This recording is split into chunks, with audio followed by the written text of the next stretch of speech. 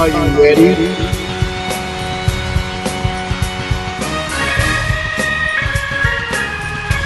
This is a discussion podcast about wrestling.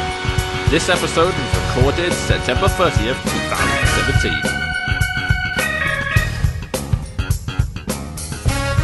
Hello everyone and welcome to Flip the Mic, a podcast with myself, MVL Gaming, and the Jonin Monkey.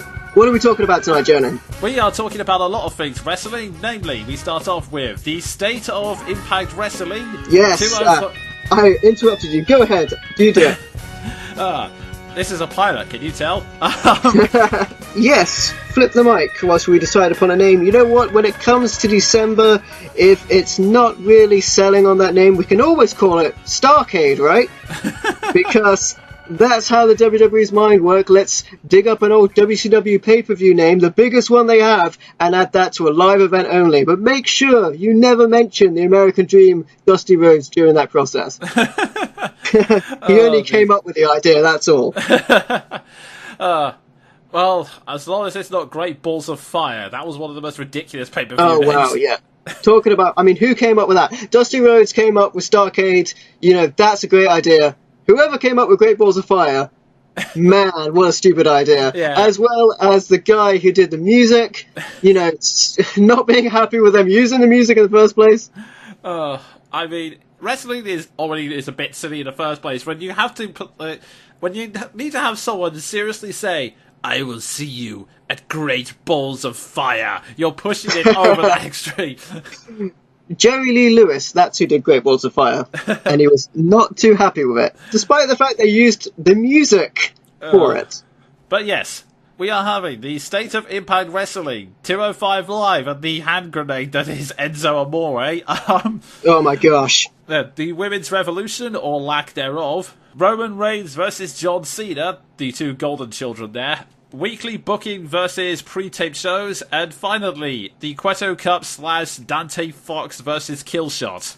Excellent stuff. Cool. So we have 3 topics each. We're going to go between my topics and Jonin's topics. We're going to jump off with one of mine, which is Impact Wrestling. Oh, I'm sorry. TNA. Nope, that's not it. Global Force Wrestling. Oh, wait. It's not Global Force Wrestling anymore. It's back to Impact Wrestling. Yeah, I've heard there have been multiple name changes over the past, what is it, couple of months, years? Oh man, it's been crazy. So they wanted to get away from the TNA branding. The show is called Impact Wrestling that they put on. They also have Explosion as well, but, you know, that is a much shorter show, and I don't think it really has the same quality as the Impact show. So they wanted to get away from TNA. That company name has too much stigma, too much bad news to it, a ton of debt, a fallout with Spike TV. They came to Pop TV, which is where they're at the moment, but they just couldn't stick onto that name. Everyone thinks about it. It gives a bad taste in everyone's mouth. So, they moved on to Impact Wrestling, and that sounds great. Anthem took over. The ownership changed, as it has done, changed many hands to get to where it is, became Impact Wrestling. But Impact Wrestling, it was not a good enough name. That still had a lot of bad news to it. You know, when they fell out with the Hardy Boys, that was pretty bad. So you know what? Let's bring Jeff Jarrett back, the original owner of TNA Impact Wrestling. Let's bring him back, and let's call it Global Force Wrestling, because nothing could possibly go wrong. Oh wait, Jeff Jarrett owns the rights to Global Force Wrestling as a name, and we've got to get rid of him, because he's been throwing tortilla chips at Mexican audiences in Mexican wrestling arenas when they're trying to make a deal with AAA Wrestling. Let's go back to calling it Impact Wrestling. And that's the short story. Oh, wow. So, at the risk of opening a can of worms to someone like me, just to explain our roles, MVL is the long-time wrestling fan, and I'm the sort of fairly new wrestling fan. Why does TNA have so much stigma with it? Oh, wow. So, TNA, I feel like, was a company that had such a large potential to it. There was at one point where they had just the best matches you could think of. They had the X Division flying high with the likes of AJ Styles. They had Samoa Joe. They had Sting come in. Man, it was so great. And they started getting the big names like Sting. And they started getting Hulk Hogan, which is where it all unfortunately started to go wrong. Oh.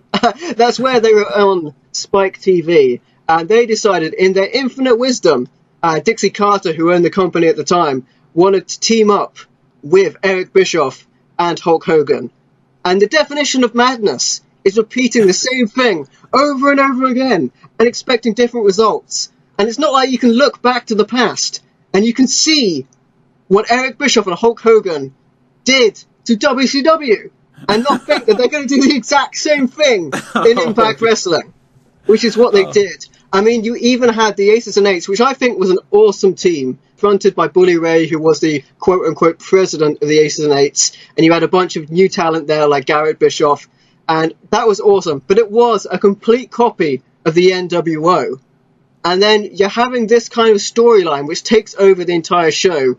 You're running down the TNA originals. You're pushing people aside. AJ Styles is getting pushed out of the company where he eventually leaves because they offer him a contract which is half of what he used to be paid, an insulting offer. He leaves the company. And the X Division, the foundation of Impact Wrestling, the high-flying, what you would call the cruiserweights from all divisions, slowly disintegrates and becomes a side attraction for these heavyweights, which, that's great, have the spectacle, have the big names. But what happened to what Impact Wrestling was about? What happened to the X Division? That just gets crushed underneath the weight of Hulk Hogan and Eric Bischoff. And don't get me wrong, I love Hulk Hogan's wrestling. Hulk Hogan in the 80s, he's a true legend. Like, despite what he says about people of certain ethnic races. Yeah. Oh man, okay. Let's not get into that. What he did in the ring, in his time, is amazing. Nothing short of a true legend inside of the ring. Yeah, I mean, before I even knew what wrestling was, I had heard of Hulk Hogan. So that kind of shows what kind of a big name he was at the time. Exactly, he's a megastar. And Eric Bischoff, again, a creative genius when it comes to wrestling. I got nothing against Eric Bischoff. Nothing at all. It's just what he was doing in TNA felt like he just wanted a paycheck for himself. And Hulk Hogan just wanted a paycheck for himself. And they didn't really care about the future of Impact Wrestling. And with that, it got into more and more trouble. They owed the state of Tennessee a ton of money. They owed Anthem a ton of money.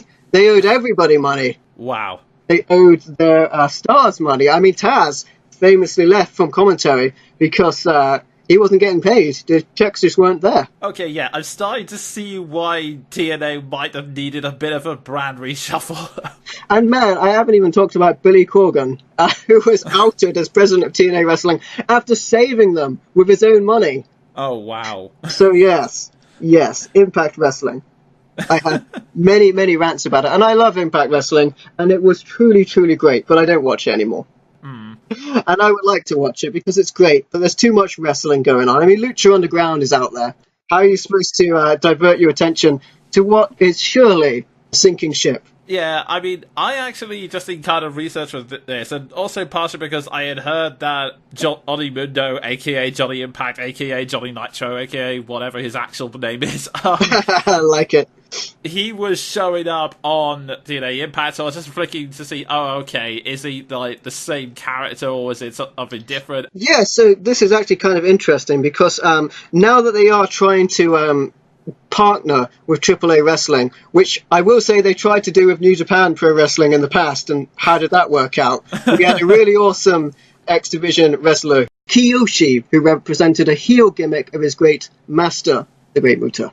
And yeah, he got taken out. I mean, a lot of people speak highly of New Japan Pro Wrestling, not so much Impact, but yeah, I kind of saw that, and there were some pretty cool wrestlers on there. Like, I actually really like Rosemary and the gimmick they have for her, but it did seem like they were a bit confused as to who the stars were, what the hell was going on, or anything like that. Like, one of the main things they had going on was that their champion went away from a match to Mexico, which I believe was part of the AAA partnership, and they showed random clips of that in the middle of their show, which I thought was a bit odd. Yeah. It was completely all over the place as to, okay, you see there's so many wrestlers here, what is going on? Yeah, it seemed like there was potential there, because there were some cool-looking wrestlers, and the ring itself looked kind of nice, which I know is damning faint praise. But, oh yeah, the eight-sided ring was one of the best things that attracted me to Impact Wrestling. as cool as that looked, and the idea that the X Division wrestlers, who were the cruiserweights, could jump up and fly around from any point in the ring, the actual wrestlers hated the 8-sided ring, man.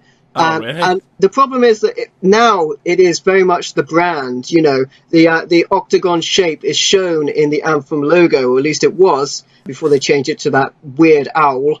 The ring is very much part of the image that they want to present. It came over from Japan, and that's what they liked. They changed it back to a square ring when they had the Hulk Hogan era, because that's what a lot of the old wrestlers are used to. A lot of the wrestlers who come from a square ring to the 8-sided ring think, where the hell do I bounce off the ropes? You know, where am I going? This looks crazy. It also, unfortunately, means that the ring mat, it's a lot harder because of the surface area. People like AJ Styles say that, like, when you take a superplex onto an 8-sided ring, man, that hurts a lot more than if you were to fall onto a regular mat. Yeah, I can kind of see that. It'd probably be harder to get, like, softer material in that exact shape. Yes. It's one of those things where it all seems like it has potential, but it doesn't seem secure, if that's the best way to put it. Like, it seems like they're doing everything on the fly. I don't know.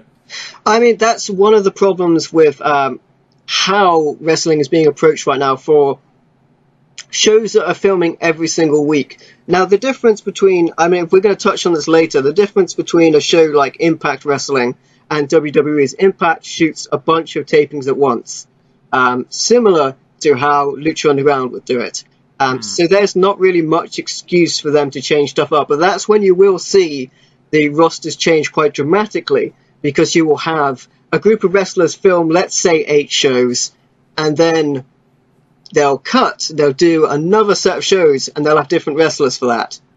Yeah, I can why see people that. come in and people disappear. I mean, we're going to see this in Lucha Underground when and if it comes back, because Johnny Mundo and Taya Valkyrie have signed contracts with Global Force Wrestling. Man, I don't even know what to call it. Impact Wrestling. They have signed contracts with Impact Wrestling, and their television deals will not allow them to appear on other televised shows. I think they are working ways around it, because I don't know if whether it's accurate or not, whether it's something they may have to retcon, but throughout the recent episode of Lucha Underground, Johnny Mundo has been threatening that he's been telling like his cohorts in his group, the Worldwide Underground, if you guys don't shape up, I'm gonna head out to greener pastures. So I think they're making at least an exit strategy just in case Johnny Mundo decides, you know what, I'm gonna split. Or they could do exactly what they did with the Black Lotus triad and say, you know, Johnny's gone to Japan and we haven't seen him for months. Yeah, well, admittedly, those girls rather, were more one time only, I think. I mean, Black Lotus herself, maybe not so much. You know, one of those trio was Kairi Sane, who is currently, or I should say will be, the NXT Women's Champion moving forward, which is really cool. Nice. I recognise it from that amazing, insane elbow drop. So, Impact Wrestling.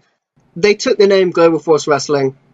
Probably was a bad idea in the first place, especially when you're getting away from one stigma, which is the name itself, and you take Global Force Wrestling, which has done nothing in the business, and it's even associated with Jeff Jarrett doing his crazy Global Force Gold, which was a gold pyramid scheme, an actual thing that he endorsed, and he did a video of a pyramid scheme trying to get you to buy gold. Oh, God. That's an actual thing that happened. If anything, it's a good thing that they are not calling themselves Global Force Wrestling moving forward. I would be fine with them being called Impact Wrestling. I'm still a little upset they moved away from the NWA TNA, you know, the old wrestling roots, taking them into the name. I don't think TNA was a confusing name. I don't think TNA sounds like a lesser version of WWE, which is what they were afraid of. But, you know, they'll do whatever they want to do, which seems to be absolutely anything. Yeah, I mean, there are plenty of wrestling companies that do use the abbreviations, and it would be fine. I think it's the only reason I could see getting rid of the TNA name is if they were afraid that it was more associated with all the controversy, but then again, they don't seem to be helping themselves either way. I mean, even some cases where it seems to be unintentional, like when they were trying to partner with AAA Wrestling and then the Sexy Star incident happened. Oh, wow, yeah, this thing. So you were speaking of Rosemary earlier, who is a very good women's wrestler associated with Decay, the stable that competed against the Broken Hardys on Delete or Decay, which is awesome. You all should definitely check that out if you haven't already. Yeah, this shoot against Sexy Star, man. This seems like as good a time as any to break into this, because we were probably going to talk about this anyway, right? We were probably going to talk about this anyway. How could we not talk about this? Sexy Star and Rosemary were competing at a AAA Triple Mania event, and they were both shooting on each other, which means going off script and legitimately trying to hurt each other. Sexy Star put Rosemary in an armbar for the finish, and then kept it on after the match ended. The extent of the injury hasn't really been brought to light. I believe it was a broken arm, but she did return very soon, so it might not have been broken. Sexy Star left the building immediately after. However, Vampiro brought her back in to apologise. Since then, this is where it gets really, really weird and funny. So Sexy Star stated the incident was a work, but Rosemary has gone to Twitter and saying that it's not. It was a lie. Sexy Star's been in the business for over a decade, okay? She should know better. As a result of this, she has been blacklisted from other promotions. She's even been stripped of, and I'm going to try and get this right, the Reina de Reinas Championship as well. So she's really feeling the pain for this. We don't know if she'll be, I mean, she's a face, and she's going to probably be in Lucha Underground Season 4, but you don't know, because she's sort of implied that she might be threatening to quit the business again after the first time where she unmasked at a boxing event and decided she was going to become a boxer, because her husband's a boxer, and she has, to my knowledge, done some boxing previously and won her first match. Yeah, it's really awkward just how they're going to go about it. I mean, it's pretty unfortunate in itself, the fact that I actually read her first apology. I don't know if this is the one that Vampiro asked her to do or one before. No, she would have definitely done the first one in person to Rosemary. Yeah, well, there was one she did on a Spanish chat show, and the thing that was really awkward about it is that she basically says that it was something that might have happened in the heat of the moment, and which was already a pretty bad excuse. But the thing is, it was one of those apologies where I would have actually given Sexy Star the benefit of the doubt if she had said, "Oh God, I'm sorry, I don't know what I was thinking, I just did it in the heat of the moment and now I regret it." Except she didn't. In that same speech, she said, "Oh yeah, it was in the heat of the moment, some people were attacking me, and it's always been my thing. I will always stand up to women who are downtrodden and depressed, and I will," which is, okay, a noble sentimentality, but it's kind of awkward to say when you've broken someone's arm. Yeah, I mean, the backlash to this has been pretty insane. I mean, I think a lot of wrestlers, including wrestlers she's working with, like Joey Ryan, for example, who's in Lucha Underground, as a sleazy character that he always is. And if you'd want to know how sleazy Joey Ryan is, go Google the Dick Suplex. Like, have a look at that.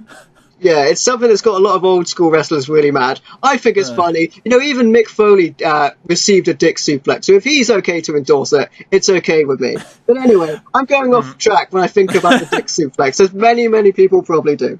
Joey Ryan said, when you put your body in the hands of someone else, I see my mind was going way off track then again. When you put your hands, okay, cool down, focus. Okay, good. When you put your body in the hands of someone else, you're really putting your trust in them, and you really shouldn't be subject to something like this. I'm paraphrasing, I don't remember the exact words he says, but you get the idea. Another thing is Road Dogg as well, who is backstage WWE producer, has called for Sexy Star to be blacklisted from basically every organization. And I've also heard that, like, Chris Jericho has said he'll never, Sexy Star will never appear on his podcast. And then I've heard similar. I believe it was Edge and Christian and Stone Cold Steve Austin have also expressed similar views to Joey Ryan that when a wrestler gives you that trust, you shouldn't betray it. But yes, winning it back around to the main topic, you can kind of see why Impact Wrestling seems to have this unfortunate history with attracting controversy. Yeah, I mean, like I mentioned earlier, they just removed their on-screen leader, Jeff Jarrett, who formerly owned the company. Before he walked out, he decided to leave Impact Wrestling because he saw it was going off the rails. Then they brought him in as an on-screen character, as an idea to show the audience, look, the good old days are coming back. Here's Jeff Jarrett.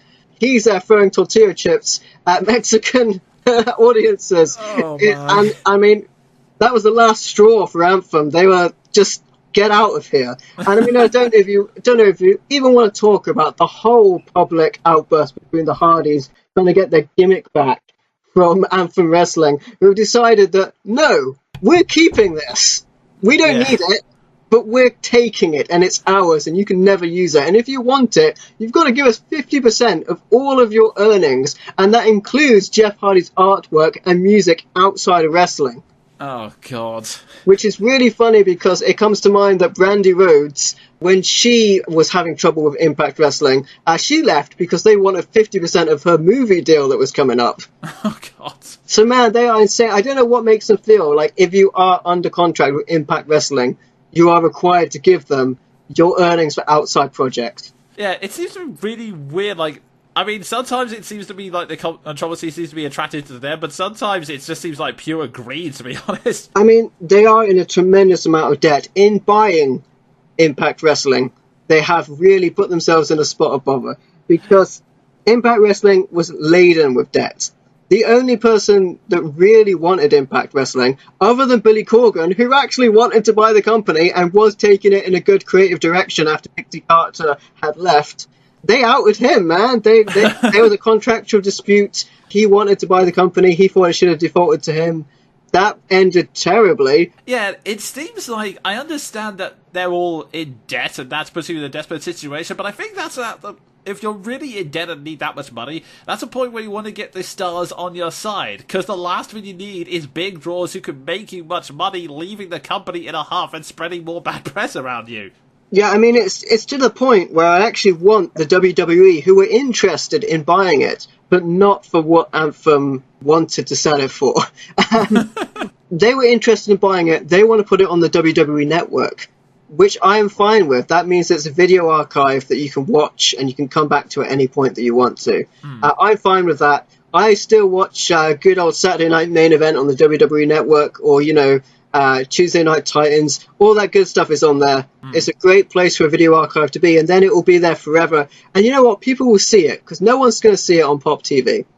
Yeah, and they also lost Challenge as well recently, which is really big, and I can't believe that only just came to my mind. Challenge TV in the UK finally dropped Impact, and so Impact Wrestling decided that they're going to start a streaming service. You know, let's do anything that WWE does, but to a second-rate nature. So let's start a streaming service, because that seems like a good idea to pump some money into. Yeah, it does seem to be desperately floundering around at this point.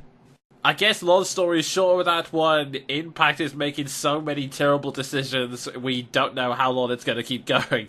I mean, I really hope they find a way out of it, but a part of me also hopes that it finds its way onto the WWE Network for just $9.99. And then I can watch all the episodes, because I have the network. And a quick point about that $9.99, which they made a crowd chant, by the way.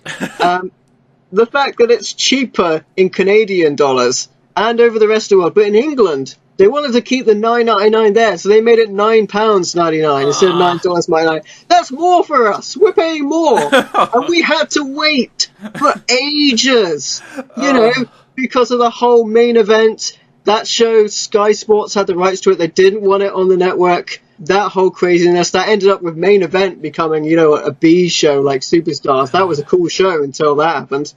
Sorry about that, rest of the world. That's actually our fault why main event kind of sucks. I'm now shaking my fist at Rupert Murdoch. Anyway.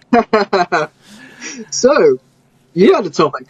Yes. And it's a doozy. Yeah, speaking of awkward decisions potentially killing a division, like I've mentioned, I'm new to wrestling. I've only just started getting seriously invested in it and learning about it in about the last year or two. And I've been umming and ahhing about whether to officially buy the WWE Network for $9.99 a month. Oh, wow. Quickly on that note, you actually won't get Raw and SmackDown if you get the network. Right. Which is really stupid. Because over here in the UK, we don't get Hulu like they have over there. If they want to get Raw and SmackDown on a, you know, anytime watch, they can get Hulu. Yeah. UK Hulu doesn't have Raw and SmackDown. Yeah. The network doesn't have Raw and SmackDown until 30 days after the broadcast. We've got to get Sky Sports, and I don't want to have a channel devoted to football and things like that. Things that I could never do that would make me seem inadequate. You know, I don't want to have a channel. What I'm trying to say is nothing against sports. Okay, just to clear that up, all right? Yeah. I don't hate football. It's a fine sport. I don't want to have a channel just for WWE. Like, I have the network. I'm paying my $9.99. Yeah. Why don't I get Raw and SmackDown? Yeah, I don't know why either. I mean, as far as I'm aware, the only way to get it online in the UK is Now TV. But you do have to pay an additional $9.99 because it's not part of their basic subscription. It's the sports subscription extra, which is... Yeah, that's what I want to avoid. I don't want to have a sports subscription. I don't want to have like Netflix, and then let's say Amazon TV, and then the WWE Network, and then another subscription on top of this. You know, I'm already paying for a smartphone every month. You know, I've already got other bills happening. I don't want to pay just for WWE. Yeah, I mean, I'm already wondering whether Netflix is worth it, since I can barely watch anything on it, but anyway. It's crazy, because sometimes you find something you really, really love, and then the rest of the time you're like, I hate how they navigate on this thing. I can't find what I want. Yeah, especially since, this is a random tangent. I promise we won't get into the discussion. Random tangent. If you don't have any Godzilla films, just say we don't have Godzilla. Don't bring up 30 things unrelated to Godzilla. It's the same when I was thinking, oh, Lucha Underground, that's on Netflix. I wonder if it's available in the UK. It is willing to bring me up to multiple Jackie Chan films and maybe 1 or 2 wrestling films, but nothing related to Lucha Libre. Wow. Talking about wrestling, actually, have you seen Glow, which is on Netflix? Yes, I have. It's actually pretty good. Awesome Kong's in it, and there are also other cameos. Alex Riley, Joey Ryan, Bad Influence are in there as well, which is really awesome to see Christopher Daniels and Frankie Kazarian. That's really cool. Oh, and I almost forgot. Carlito's in there, and he's holding an apple. He doesn't spit in the face of anyone that doesn't want to be cool, though. Yeah. Oh, well. But it is still a good show regardless of what I've seen. But, yeah, the points of this long tangent is, I'm in an hour about where to get at it, and one of the things that was making me vaguely curious was 205 Live, because on paper, it seemed like the best option. I mean, I usually just keep up with Raw and SmackDown from the highlights WWE puts on YouTube because, well, 3 hours is a bit much for me because I have to do a lot of stuff between editing podcasts and the jobs, etc., etc. Just to say this, if you watch all WWE, which I kind of do, I don't watch Main Event and I don't watch Superstars, Raw is 3 hours long. SmackDown is 2 hours long. NXT is an hour. 205 Live is an hour.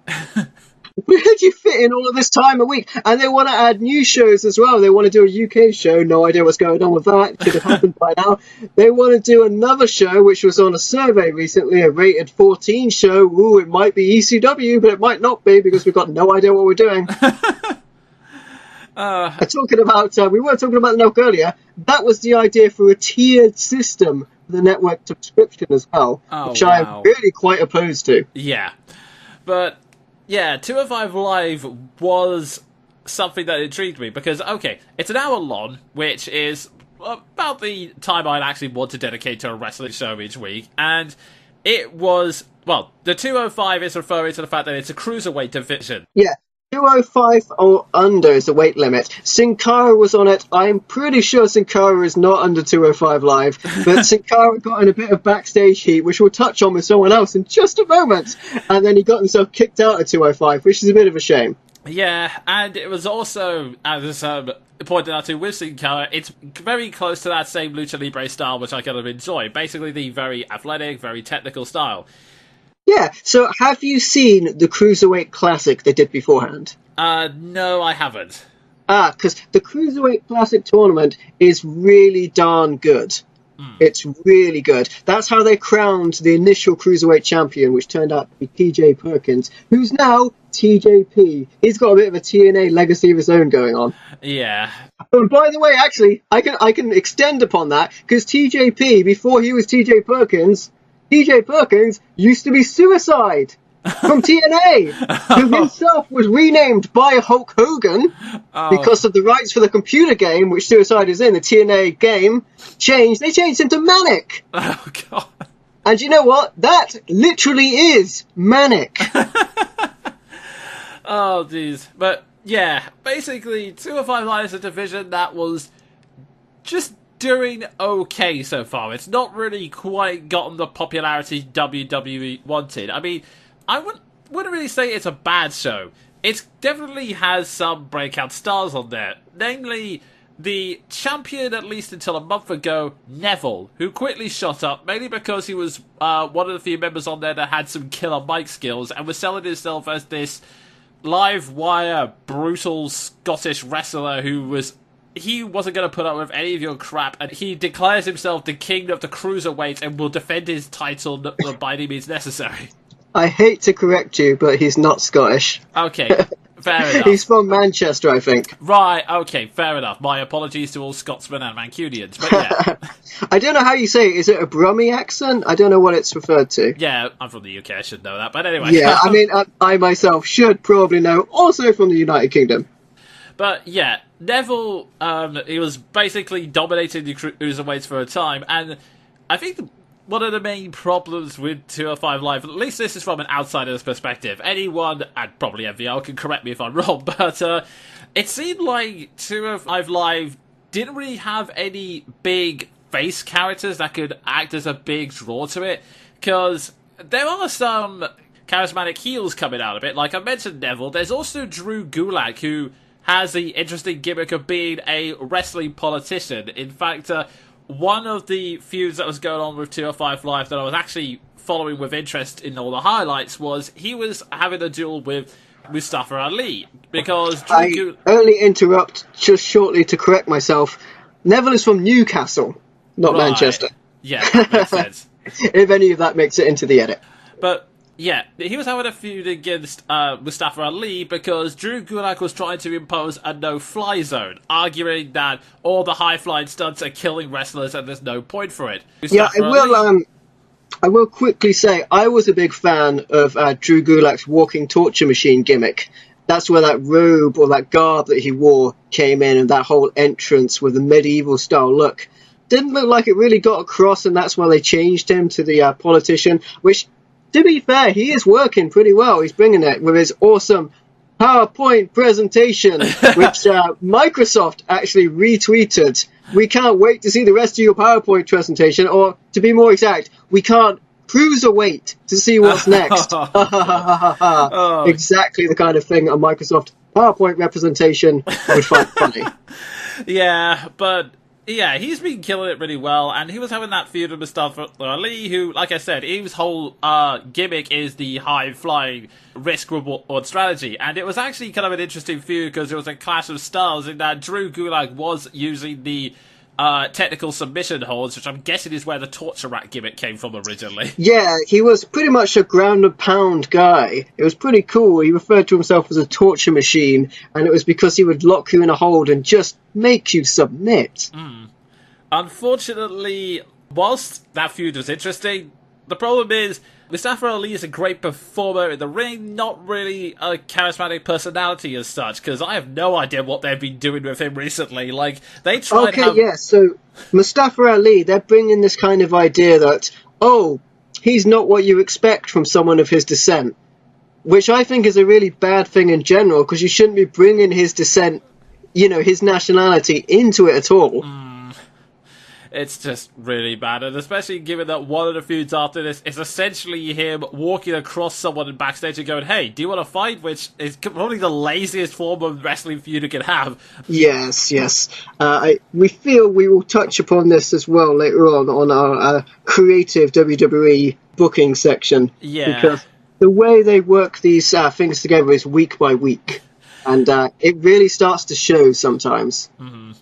But, yeah, the long and short of it is, with possible exceptions like Akira Tozawa, there wasn't really anyone to grab the public imagination and make people actively want to come into 205 Live, because, yeah, whilst it's true a great bad guy can elevate a hero, there wasn't really a hero to elevate. I will say quickly as well, for Neville, who was leading the charge as the big heel for the Cruiserweight division, it was really great how they brought him in, actually, because he's been struggling since he came from NXT. You know, he was a big shot on NXT. He was great. Then they brought him into WWE, like they do when they bring a lot of wrestlers over. They slowed him down a little bit. His Red Arrow, he can actually do from standing, which is really impressive. Yeah. But I have not seen him do it once on the main roster, only in NXT. Another thing is, they mentioned, I think the commentators mentioned, that a lot of times in like things like MMA, you'll have a fighter who, you know, maybe struggling in one weight class and he drops down to another, and then he really finds his own. And that's exactly what happened to Neville. When he dropped down a weight class, suddenly, you know, he wasn't fighting guys like Braun Strowman, who are giants among men. He was then fighting people his own size. And to be honest, he's a buff guy. He's huge. You know, he's got the strength. Suddenly he's ahead of the game. Yeah, and that was definitely a good break for him. But WWE decided that they needed to bring in another big star to 205 Live. Someone who could bounce off Neville. Someone who could really draw people to the network. Enter Enzo Amore. Yeah, this is actually really interesting, because the idea is that Enzo is essentially being relegated to 205 Live. Now, 205 Live is struggling to gain the viewers. It's not doing well. There have been talks about, you know, actually bringing it to a close, which is crazy because they put a lot of money behind it. And you can start to notice them spending less of their attention on 205 Live. When they do a cruiserweight match on Raw, you're seeing less and less of the cruiserweight ring set up there. You're not seeing the mat anymore. Suddenly the ropes are being changed to purple ropes during the matches. It's really funny. Yeah. But, yeah, it's not doing so great on the ratings. And what I think it is, more than it is the star power, because they have excellent wrestlers there. They're fantastic wrestlers. TJP, you've got Rich Swann, you've got Cedric Alexander, you've got Gentleman Dak Gallagher, who I should have known was a bad guy all along because he had a curled mustache. And I should have known that. I should have looked at it. Oh, yeah, I can't believe I forgot Jack Gallagher. Yeah, you can never trust someone with a curled mustache. Yes, so that brought me off topic. I was thinking about mustaches, and it came to my Mustache Mountain from NXT, which is an awesome tag team from the British wrestling team. Yeah, it's possible that star power is not the problem, but that's clearly what WWE thought, because they decided to put in Enzo Amore. Now, Enzo, storyline-wise, he was, until recently, part of a tag team with Big Cass, but eventually, in a couple of months ago, in a segment which, to its credit, was actually well done, they decided to break up this tag team by having it revealed that this mysterious attacker who was attacking the pair of them was actually Big Cass, and he just kind of snapped and went, "Look, you're loud, you're obnoxious, you're annoying, and I'm tired of being held back just so I can cover for you every time." Yeah, so this is really shocking as well, because man, Big Cass and Enzo, they go way, way back in real life, and they're real life friends as well, which is why it felt so real. I mean, Big Cass and Enzo started out even before NXT in FCW, before it was even NXT, wow. Florida Championship Wrestling in 2011 and 2012. That's where they were trying to make their mark. I mean, at least that's where Big Cass was still trying to make his mark. He's been in developmental for a very long time. I mean, man, that's quite a while to be stuck in developmental hell. Yeah. And then when they finally broke through onto the main roster, it was when Big Cass got teamed with Enzo. Enzo was doing the talking. He was putting him over on the mic. Then they made it to the WWE. And then I have to imagine that Vince McMahon, who has that kind of fetish for big guys, it's been well documented how Vince McMahon feels about the big men. They run WWE. In his mind, they don't get injured as much. They're more reliable workhorses. It comes to play as well. That's evident as well that when Finn Balor got the Universal Championship, he got injured on that very match. and then lost the title. You got to wonder if they're going to trust these smaller wrestlers. Because Finn Balor's 190 pounds. He's a cruiserweight, and he got to have the main title. But you got to wonder if they're ever going to shove someone like Finn Balor in the ring against Brock Lesnar. And they could easily shove someone like Big Cass against Brock Lesnar. Just don't call him Colin Cassidy, because that's been changed. It's Big Cass now. Anyway, Enzo was doing the voicing for him, and they were real friends, good friends in real life, and that's why there's so much like reality to what they were doing. I mean, it is Triple H who said at one point, we've entered the reality era, and that's what they're going for. But there was a lot of real emotion in those promos. Probably Big Cass's best promo when he ripped down Enzo and finally turned upon him. Yeah, that was such a great moment, but it was then clear after that they had no idea what to do with them, because they had, for a while, Big Cass in a feud with the Big Show with Enzo Amore throwing insults for a while. Then, ironically, given everything we just said, Big Cass got injured. Yeah, this is terrible. He's going to be out quite a while. He went over the top rope, landed awkwardly on his ankle. Terrible, terrible news for him. And of course, despite the fact that Big Cass and Carmella are on different shows, she was there with him, his real-life girlfriend, when he had the operation and got healed, which I always find funny because they paired Carmella up with James Ellsworth on SmackDown, which is really weird because they often put the couples together, but I felt like they might have been trying to split these two apart in some way, shape or form. Yeah. Because, John Cena definitely got to be on the same show as Nikki Bella, The Miz, the same show as Maurice, that sort of thing. Yeah, and I would like Carmella split up with James Ellsworth, because that whole pet thing, I mean, I'm sure it's appealing to someone's fetish, but yeah, that's just creepy. Yeah, I have to imagine the WWE writer like, yeah, then she kisses him, and then she slaps him in the face, and then she drags him around with a dog collar. Oh, God. Sorry if that got too real for anybody. No, that's fine. I mean, I'm happy that someone from DVR got the promotion to WWE writer. But anyway, it seemed like they didn't know what to do with Enzo. So they suddenly make the announcement that he was on 205 Live. And I thought, oh, okay, well, I don't really care for him that much, but he is a big star. He's popular with the crowd, and he will at least get some attention to 205 so Live. So this, I believe, is what might have started to turn the crowd against Enzo.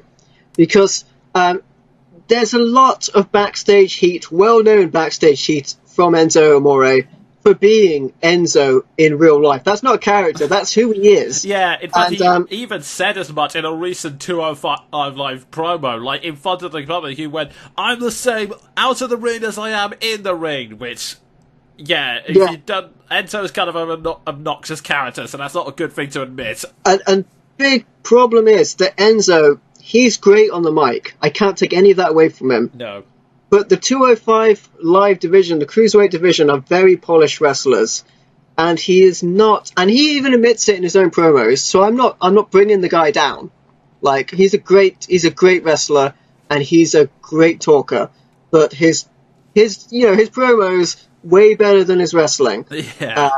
When he did that eat the feet move, that finishing move where he drops down and the boot hits him on the jaw, which is actually Gail Kim's finishing move, which I think is fine for Mia Yim to use that in the Mae Young Classics. Mia Yim had a rivalry with Gail Kim. Maybe Gail Kim passed the torch to Mia Yim. I don't think it's fine for Enzo to use the eat the feet move. Yeah. But that's me getting sidetracked. But what I want to say is, he even botched his own finishing move to end the match. He managed to not connect with the boot to the face in a move that uses a boot to the face as the only thing it does. Oh, God.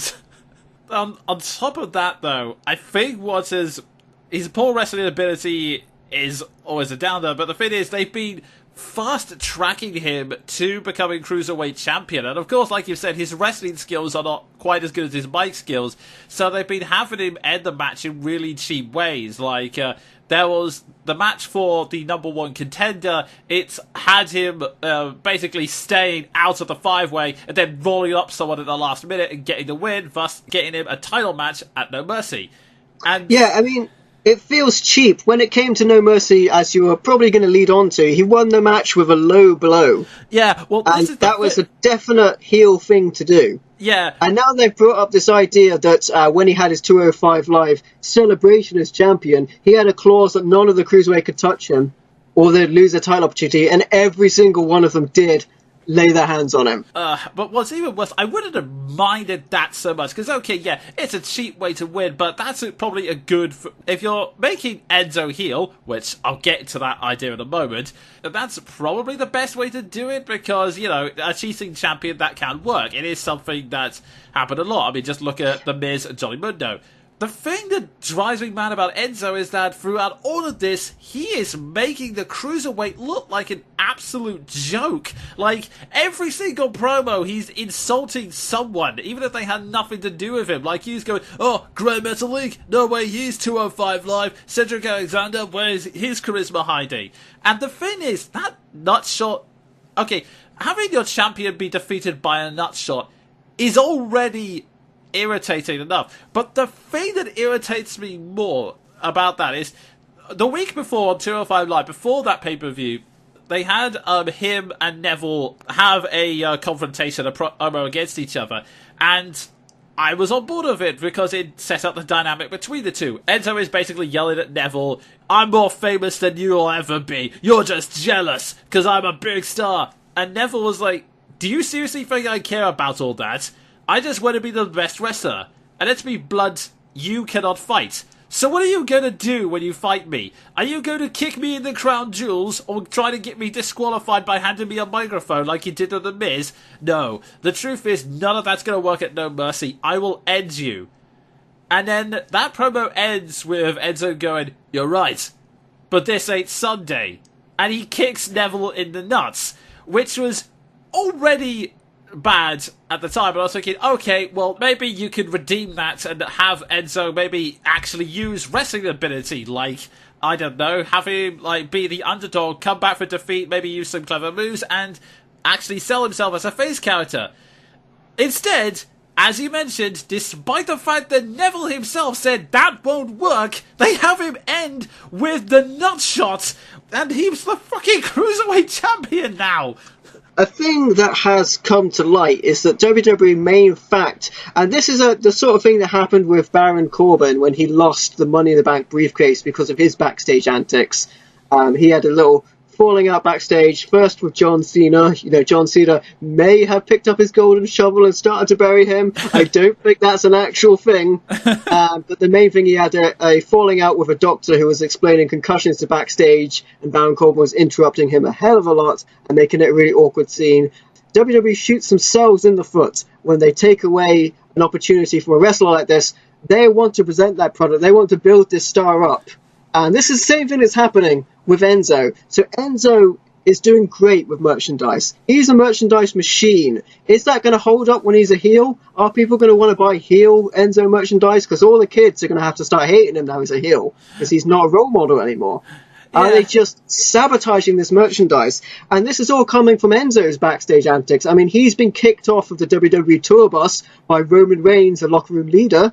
And because of how he acts backstage, he's also been kicked out of the locker room backstage, and that's because he brought people in. I'm not sure of the details, but from what I understand, they might have been ladies that shouldn't have been there, and he had them around in the locker room area. They were requesting autographs from people and things like that. They might not be ladies, they might just have been friends of some sort of persuasion, but they shouldn't have been there. That was very bad of Enzo to do. He should have known better. He got kicked out of the locker room and the tour bus.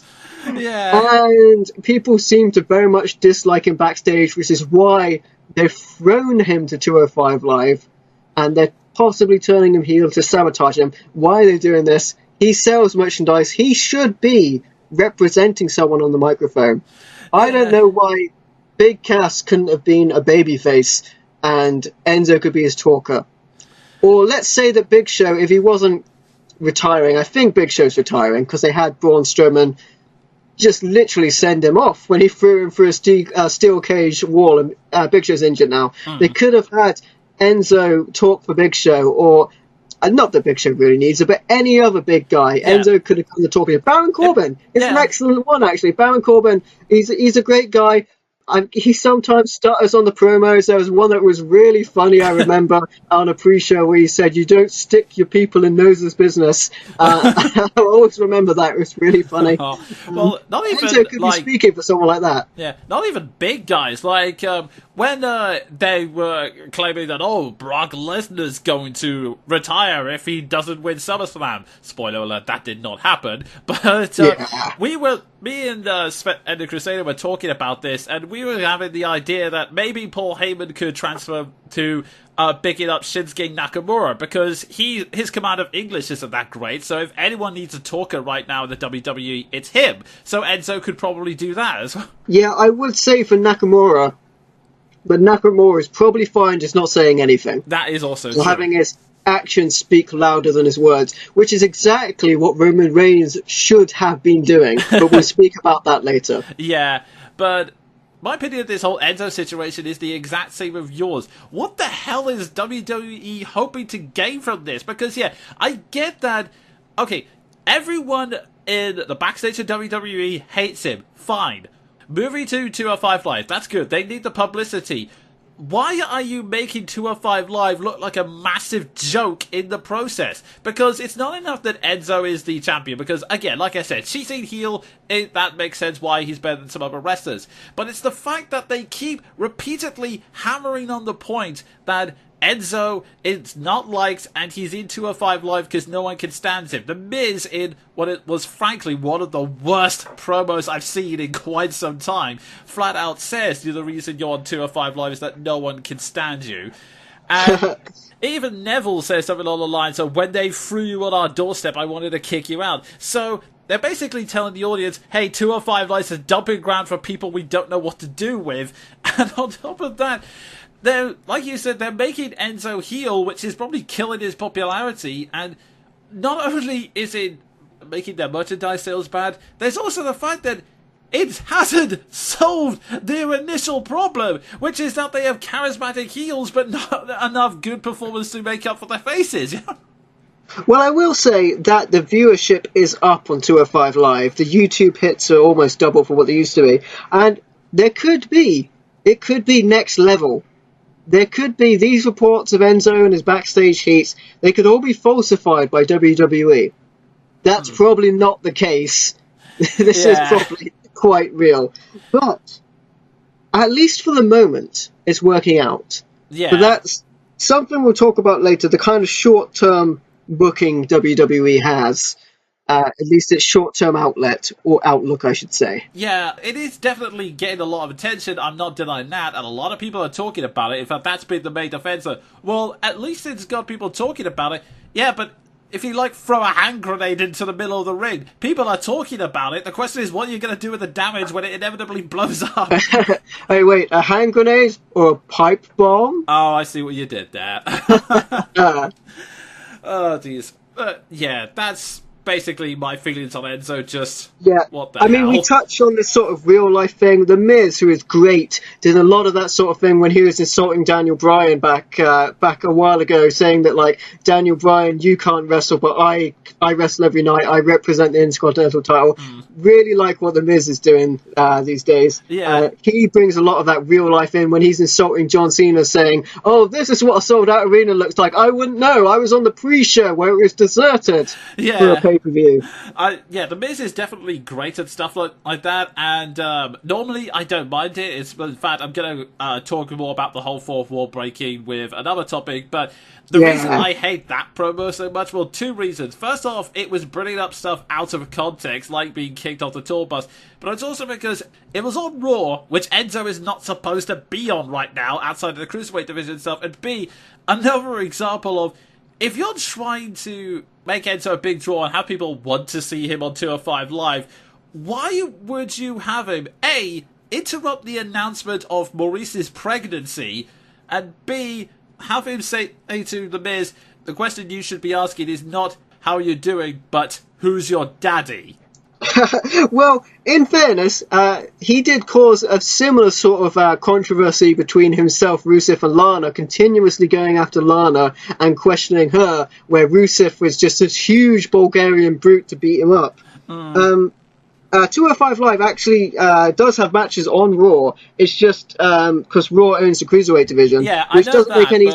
It doesn't make any sense if you think about it, because 205 Live is filmed after SmackDown. So if anything, SmackDown should own the Cruiserweight division, because then those wrestlers wouldn't have to be at the Raw show and the SmackDown show at the same time, because they have to be at the SmackDown show, they're just not on it. Yeah, and I should clarify, I don't mind Enzo showing up for the Cruiserweight section on Raw. I have problems with him interrupting other people's segments during it when he's not so... Yeah, so the cross-division stuff is actually why Austin Aries left WWE. He wanted to get out of the Cruiserweight division. He saw it as a dead end. If he's not going for the title, what's the point of him having a meaningless rivalry on 205 Live which nobody watches?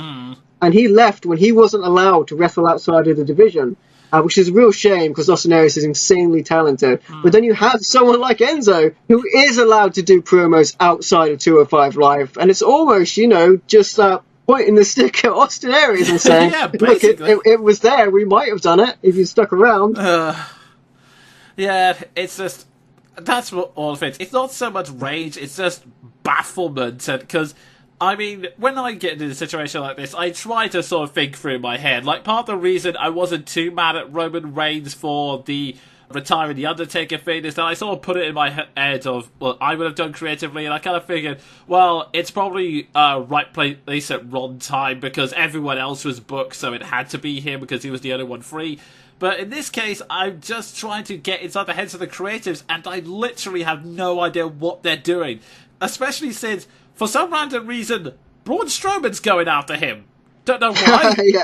Actually, Braun Strowman is a great character, because you never know what Braun Strowman's going to do. 1 week he's going to come out and beat up a cruiserweight. The next week he's going to come out and flip over an ambulance truck. Braun Strowman is a great example of how someone could turn their character around from not being very interesting, because at WrestleMania, The Undertaker didn't want to work a match for Braun Strowman because he was green. Yeah. He didn't want to fight him. And now, you think about what that would have been, instead of Roman Reigns versus The Undertaker, Undertaker versus Strowman, that would have been a great match. Oh, well. But, yeah, I think we're kind of going round and round in circles, much like this Enzo plot at the moment, so now time to switch over. Yes. Farewell, Enzo. We wish you the best. So we move on to the topic of the woman's revolution, or perhaps the woman's evolution, or any other buzzword you want to use at the time. This is possibly the lack of a woman's revolution or evolution. First up, I want to quickly say, very much a big supporter of women's wrestling. I totally believe that they deserve a spotlight. I definitely think they all have worked really hard and they should be out there on the same level as the men. I'm talking about why that's not happening in WWE and why it should be happening. We're very much on the side of women's wrestling here. And it's really weird, in the Western wrestling scene, it's so, split the division, because it's sports entertainment. It's entertainment. We all know it's not real. There may have been a time in the 80s where the spectacle and the big guys and the matches were much slower. It kind of looked a bit real. But now you have the internet, nobody's fooled by anything. No. So why can't we have, people fighting? And it's because of that, it's that PG era. So they don't want to show violence against women. But violence is violence. Violence is just violence. Yeah. It shouldn't be gender associated. Yeah, and also, that whole thing, like, I get why you don't want to show domestic violence, but there's a big difference. Like, context is everything. I remember on the Danger Zone, we brought up that one time where there was the character Poison was changed to a man originally because of the whole violence against women angle, but context is key in those moments, because I understand why you don't want to represent that, but there's a difference between a woman in a home being beaten up and forced into line by a violent man versus a woman who's trained to be a wrestler fighting another man who's trained to be a wrestler because this is part of their job. You know what? I'm just getting the information that you can check out the Danger Zone episodes on MVL Gaming on YouTube. Oh, How wow. about that? Tell us more. Yeah. I mean, you'll have to just check it out to find out. But I've heard they're out there, and they can be viewed, and there are many episodes. Anyway, what's really weird is that, this is just in the Western world. Like in Japan, you have, men versus women matches happen all the time, especially even in the Western world, I should say, on the independent scene, you will have men versus women all the time. I mean, Joey Ryan is famous for his boobplex. Yeah. Which is essentially a German suplex, except he doesn't grab the waist, he grabs you get the idea. And in Japan, they have all the time. I remember watching a really great match between Tajiri, who unfortunately didn't work out in 205 Live because he had a knee injury and WWE was a bit too scared after the whole I guess the Sting thing where they don't want older wrestlers to get injured in the ring. So Tajiri has actually gone back to Japan and wrestles there. But there was a match between Asuka, who was formerly known as Kana, and Tajiri, which is really cool. And then you have in AAA wrestling, where it's just commonplace, and the women fight the men, and the men fight the women, and even the Exoticos, which is a really forward-thinking persona where a man will play a woman, or is a cross-dresser, or, transsexual. Oh, nice. That's all under the Exotico, which is something really progressive and a really good idea, which is something that should be happening in wrestling. Everyone should be free to play the character they want to play, and that's why Lucha Underground is really good. Because Lucha Underground doesn't have a women's division, because there shouldn't be a women's division. It's sports entertainment. It's all made up.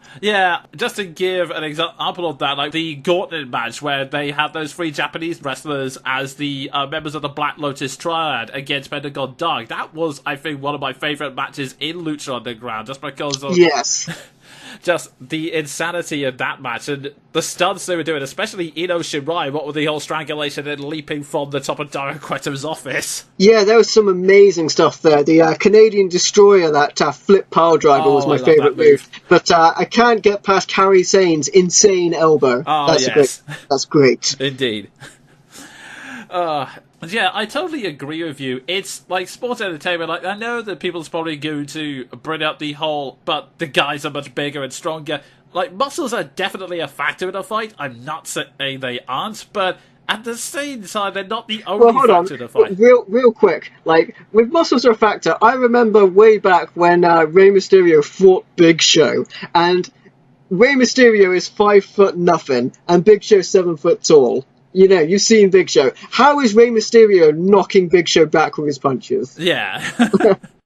If you can believe that, you can believe anything. Yeah, true. And at the same time, wrestling is all built on those underdog stories. The idea that someone, comes up and fights. There's always one of the good storytelling. Like, granted, you probably shouldn't give them superpowers and have someone throw back by punches, but still.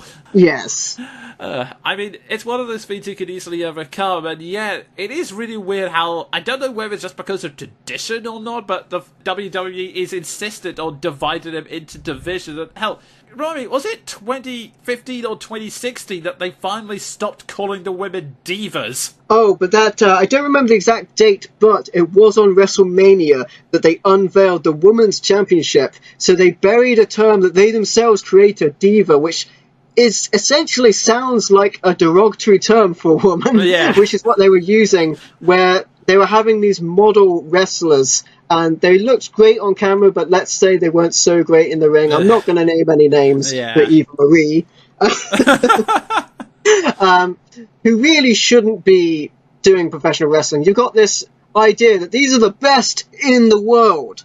It's world wrestling entertainment. These are the best in the world, except they're all American and half of them can't wrestle.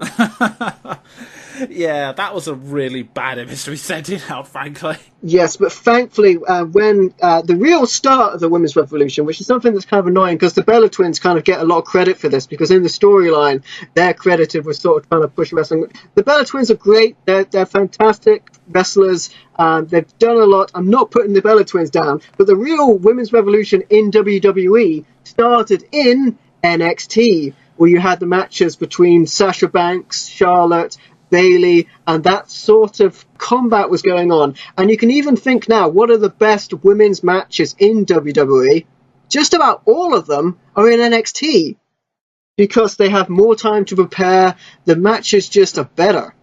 I mean, I can't name a show, and I'll come back to this later when we talk about how WWE does its week-to-week booking, where there's been a pay-per-view, and the NXT TakeOver show beforehand isn't better than the pay-per-view I'm watching. Especially when we got round to Asuka coming in, and Asuka, she beat Goldberg's record for that undefeated streak, and she beat Rockin' Robin's title reign record. And that's just talking about women's title reigns, because she even beat, I believe, CM Punk's title reign record as well. Yeah, I mean, technically, it's still, like, the streak is still going, because, yeah, she's not the champion anymore because of injury, but technically, even at the time of recording, she's still undefeated. I mean, it might change when she gets into Raw, but it's still an impressive streak, nevertheless. Yeah, I mean, there's lots of wrestlers I aren't crediting. There's too many to name, like Emma. Nia Jax has come along a great strides in her wrestling as well. Yeah, so the problem I find is that they've gone from a stage where the women were a side attraction and their matches were just everyone get in the ring at once, fight your battle, and then get it over as quickly as possible because we just need to have you on display. And that's famously why in a Battle Royale match, Gail Kim just eliminated herself from the match and left WWE. Gail Kim, one of the greatest women wrestlers of all time, in my opinion. Such a shame for her to exit the company in that way. And it's gone from them having these great matches coming in. You know, they started to have, I think, a woman's Hell in a Cell, or it was a cage match. They had the woman's Money in the Bank ladder match, which was won by James Ellsworth. Which, what? Yeah, that was just... I mean, they're definitely making steps to progress forward. They're definitely doing that. Like, they are actually having actual women's wrestlers, and like you say, like, setting up these big events. But for some reason, they always seem to trip over themselves. Like, the Hell in a Cell, that was pretty good, although you did have to put up with Mick Foley ranting at the two women about how, you don't know what you're prepared for! It's got no soul! Please don't do this, I beg you! Yeah, I mean, you wouldn't be lecturing a male wrestler about how dangerous Hell in a Cell was to that extent. Yeah. It seemed like it was very much like, you have a delicate womanly body. Are you sure you want to go into Hell in a Cell? And then Money in the Bank, which, yeah, just James Ellsworth interrupted and grabbing it, like, okay, you could maybe do that later down the line when you've had, like, 2 or 3 women's Money in the Bank matches and you want a twist. Not in the first women's Money in the Bank, which you're hyping up as a big event. I mean, this could be part of the reason. It goes back to what we were talking about earlier, where the Mexican wrestlers shoot on the Western wrestlers. I mean, we've already talked about how Sexy Star broke Rosemary's arm, but also Taya had her nose broken as well, and these are all believed to be deliberate shoots. So it could be that the Western women wrestlers just aren't thought to have a place because of how they're represented. I feel like they've gone back to the multi-women matches as well. They have a pay-per-view where it's just like, oh, let's make it a fatal 4-way or a fatal 5-way or whatever the last one was, where it's just like, we'll put every female wrestler in. Oh, I hate saying female. I shouldn't have said that. Yeah, I know. Sounds like a Ferengi. We'll put every woman wrestler into a match, and then we'll have them all on the card instead of having 2, singles matches or singles match and a tag match where they can showcase their skills. Yeah. And when I mentioned Gail Kim, actually, I want to bring it right back to TNA, because when TNA was good, that's when the women's revolution started, because you had really great, and they called them knockouts because they weren't divas. They were going to knock you out in the ring. And there was a cage match there. I said it was a Hell in a Cell match for WWE. They had a cage match in TNA between Gail Kim was in it. I can't remember. I think she was fighting someone. We should cut that out. It was a cage match in TNA, and it was fantastic. And you had great women's wrestlers there. You had Gail Kim, you had Mia Yim, you had the Doll's House, you had the Beautiful People, you had Awesome Kong, you had ODB. There's too many for me to name, but they were all fantastic wrestlers. So many great matches. Unfortunately lost in the TNA video archives. So I hope they kind of get taken over by WWE at some point. Yeah, and it's just that whole thing, especially on Raw, that's a big problem. Like, I'll click on a YouTube video or a recent match, and it's okay. It's Alexa Bliss versus Nia Jax. This is an entertaining match. Yeah, here we go. Wait, why the fuck is Bayley jumping in and Sasha Banks? Oh, for God's sake, can we go at least 1 week without shoving in every single women's wrestler? I mean, we can't go a week without forgetting who these people are, you know? Yeah, it's like they want to just show their entrances so you know who they are. And you have a good look at what merchandise you can buy at www.shop.com. It's really frustrating that they don't give these women enough of a shot. Like, they just like, SmackDown is slightly better than it has some storylines going on between them, but it does occasionally resort to, let's throw everyone into the ring from time to time. I mean, it's really good to see Natalya Neidhart with a title. The Hart Dynasty finally getting back in there. Really great to see Natty get the title. Long overdue and deserved. Indeed. But yeah, otherwise it's like you said, it's just... I mean, it could have had some interesting feuds by actually, like you say, allowing the women to go up against the men every once in a while. I mean, even if you just had it as like a pay-per-view where, for the first time ever, two genders collide or something. I mean, yeah, they talked about it on WWE.com. It was probably a year or so ago, maybe even longer than that. My memory is terrible. They talked about having a women's wrestler have a male championship, and I believe they had a picture of Sasha Banks holding the Intercontinental title. Just something they haven't moved forward for at all. I mean, even if it is the point where they can only have them defend the title on pay-per-views, because that's when they can show it not be PG, because it's a pay-per-view, it's on the network. That's fine, because Brock Lesnar only shows up every pay-per-view anyway. Yeah, and in fact, even if you did like do it on a cross pay-per-view, you could easily have some interesting matches. Like, imagine if instead of just squashing women wrestlers left, right, and centre, and then having to have multiple people gang up on her, how about having Nia Jax going up against one of the other powerhouses, like, say, Samoa Joe, or even Braun Strowman? I mean, yeah, she might probably lose, but then again, that's what you could build a storytelling on. Like, have her in the underdog situation for once and learn from that. Well, yeah, I would love to see one of the women, like Sasha Banks or Becky Lynch, go after the Intercontinental title and have a rivalry with Miz. I can't imagine how cool the back and forth would be there on the promo side. Oh, God, yeah. It seems really weird, because, again, I know we keep mentioning this up, but so many other promos do it all the time. Like, Lucha Underground has, it had Taya going up against the likes of Joey Ryan. It had Ivelisse going up against El Muertes. And, yeah, they don't always win, but they still perform great matches. I mean, Sexy Star is, well... She was, I don't know how it's going to fare in Season 4, but she was one of their biggest protagonists for a while, one of their most popular wrestlers, and was the Lucha Underground champion. Admittedly, it was a bit of a shame they had to rip the title off of her, because in the kind of wrestling world, it's always about the chase and not about, the good guy having what they want. You've got to be watching the good guy go after and achieve what they want to achieve, which means the good guy can never hold on to the title, which doesn't make any sense, because in the 80s, Hulk Hogan had the title forever. I mean, he had it forever. But they have had really good women's wrestling. We've had the Mae Young Classic. That was fantastic to watch, even if there were a lot of rookies in there. I don't know if, like, the 30 best women's wrestlers is accurate, because they did have a couple of rookies. But yeah, the Mae Young Classic is a great step in the right direction, and NXT is making some great 8 steps as well. There was like, I forget the name of the match. It was like Nikki Cross versus Asuka. Yeah, that, and they ended up doing that suplex off the ladder, which was fantastic. Yeah, you see stuff in the WWE, and it is definitely making steps in the right direction. And you're just wondering, like, WWE is the big wrestling company, the one everyone watches. You're thinking, get your act together, guys. I mean, is it just like Vince McMahon's thing? Is he running it? Is he the one that's enforcing this? Or is it just, we don't want to break tradition at this point? There is the hope that with the fantastic wrestlers coming up from NXT, Asuka's going to be making her debut soon. We have Ember Moon on the way up.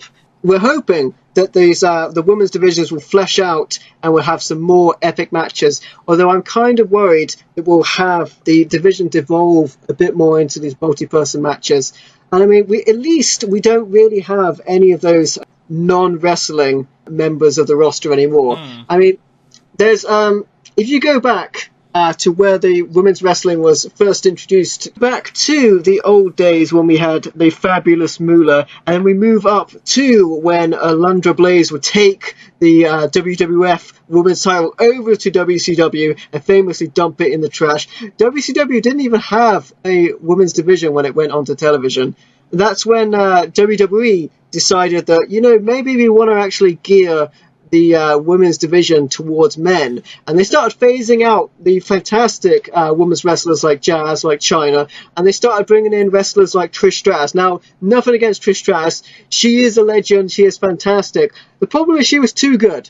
She was a model who came in, learnt the wrestling trade as she was going, and I don't believe that live television should be a proving ground, which is a problem that WWE has with a lot, at one point with a lot of their women's wrestlers, and currently with some of their commentators. But that's another thing. So they brought in Trish Stratus, and she was a massive success. So she brought the sex appeal, and she had the wrestling ability. She had some great matches against Mickie James and people like that. It was awesome. The problem was that gave them the idea that they could take any model, any fitness model, teach them a basic couple of work holds, and they would be fine, and that would be okay. This is sports entertainment. This is the world wrestling, and this is as good as it gets. Someone not able to do an arm drag takeover. Oh, God. Or trying to do a snap there 3 times, and Brian Kendrick is really trying to keep his cool while teaching Eva Marie basic moves. Did I say Eva Marie again? I'm sorry. She's not the only one I have problems with, but she's the one that's the most well documented. I feel it's safe to razz Eva Marie.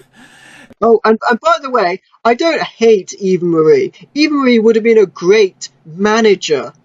Like, Lana is a great manager, not so much wrestler. Like, I like seeing Lana in the ring, but she really needs to put in the training, get a bit tighter with the wrestling.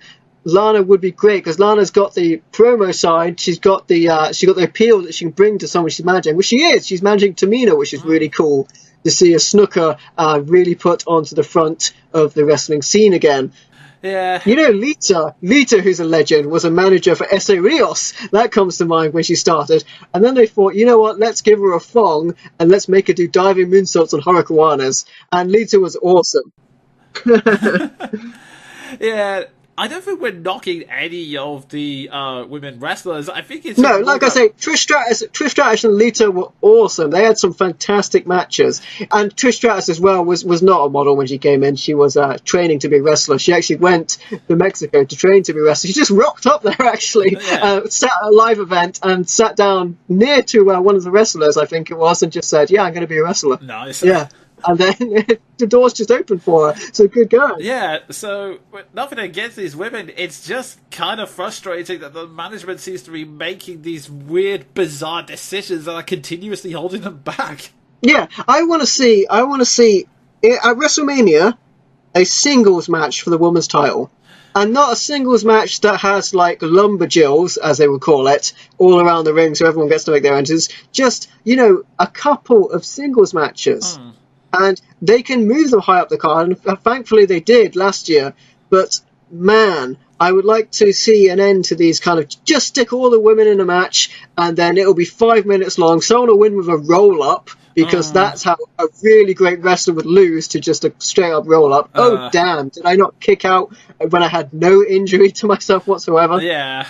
I mean, even just like, okay, you already have they set up there. You have Nia Jax in there. You love having this small guy versus big guy storylines. There you freaking go. Just have someone go up against Nia Jax. You don't need to have 3 women sit on top of her and pin her, or have 5 people kick her while she's on the ropes. You know, just have a straight up one-on-one match. I mean, I actually feel really bad for Nia Jax the character. I don't know if this is how the performer feels, but you can tell that Nia Jax the character is getting frustrated because every time she gets a one-on-one match, someone else interrupts her. Yeah, and I mean, Raw is 3 hours long. Can they not fit more than one women's match on the show? Yeah. And I tell you, and I will complain about this later, they definitely could if they didn't use up the first half an hour of the show with an authority figure coming down and talking a load of rubbish and just trying to rile up the crowd. We could be watching wrestling at that point. Yeah, it's just... I know the argument's probably going to be, well, if you don't like how WWE does things, why not go to the other indies? And... WWE's stance on the indies and other promotions to that extent is like outside of WWE. They consider the majority of their fans don't know outside of the universe that they've created. That's how they would like to think of it. Yeah, and yeah, that's kind of the thing. I mean, you can also argue it's the internet. Everyone knows about these things. Yeah, it's really funny because when the Wyatt family debuted on WWE from NXT, I believe Vince McMahon was incredibly confused how all of the audience knew who they were. And I mean, people like having AJ Styles come out of Royal Rumble, which was amazing, by the way. and all of the crowd going nuts. That wouldn't happen unless people already knew who AJ Styles was. Yeah, but getting back to the point, the thing is, the reason why it's angry is because Vince McMahon's delusions aside, WWE is definitely the most famous wrestling thing. It matters. It's the place where people are going to get the most public eye, even if it doesn't do it the best way. So you really do need that kind of extra promotion to say, yeah, it's okay, and not treat the women like an afterthought. Like, oh, I suppose we need a couple matches for them, but okay, let's get back to the big sweaty men. And it is partly how the audience will receive women's wrestling as well, because when they started trying to be serious again, Lance Storm, if I can be serious for just a minute, I had to get that in there. When they tried to present women's wrestling seriously again, the crowd would just make obnoxious chants through the matches, and they would disregard it because they'd been conditioned. The women's match was, it's a women's match, well, I might go to the concession stand, I might take a toilet break. It's just a women's match. Or instead of like, women's match is on, well, I better watch this, there's going to be some great wrestling. And that's what it should be about, the wrestling. Yeah, definitely. Regardless of gender, that's how it should play on the card. Yeah, so I guess in conclusion, like, WWE, we're glad that you're trying to make some steps, but for the love of God, actually think some of this through, please. Yes, they're making steps in the right direction, don't get me wrong, but they've got a long way to go. And I mean, things like this Mae Young Classic tournament were a great step, but we really do want to see the women push to the forefront and have, the same dues as the men. We're not talking about paychecks because the women are still getting paid less than the men quite considerably. Yeah. When it comes to, but then again, the whole pay situation is why Ryback walked out, because he didn't get, why am I getting paid this and John Cena's getting paid this when I'm the one putting over John Cena every night when I have to lose to him. Yeah. So we really want to see them, the main event slot, the last hour of Raw / SmackDown. We want to see these matches come up. We want to see one-on-one matches. We want to see wrestling take place.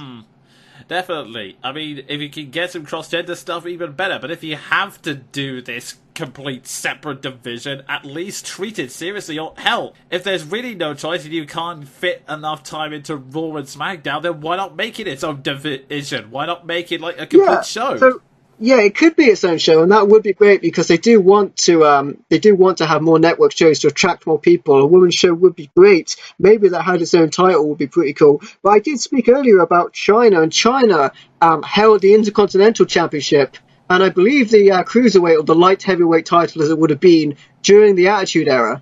So it has been done. Yeah. And I don't see why it can't happen again. I mean, Beth Phoenix was in the Royal Rumble at one point, even though they did it in the most stupid way, where she eliminated the Great Khali by kissing him. And she's supposed to be, as she was renowned as a glamazon, she's supposed to be a tough woman. And that was really backwards thinking with that.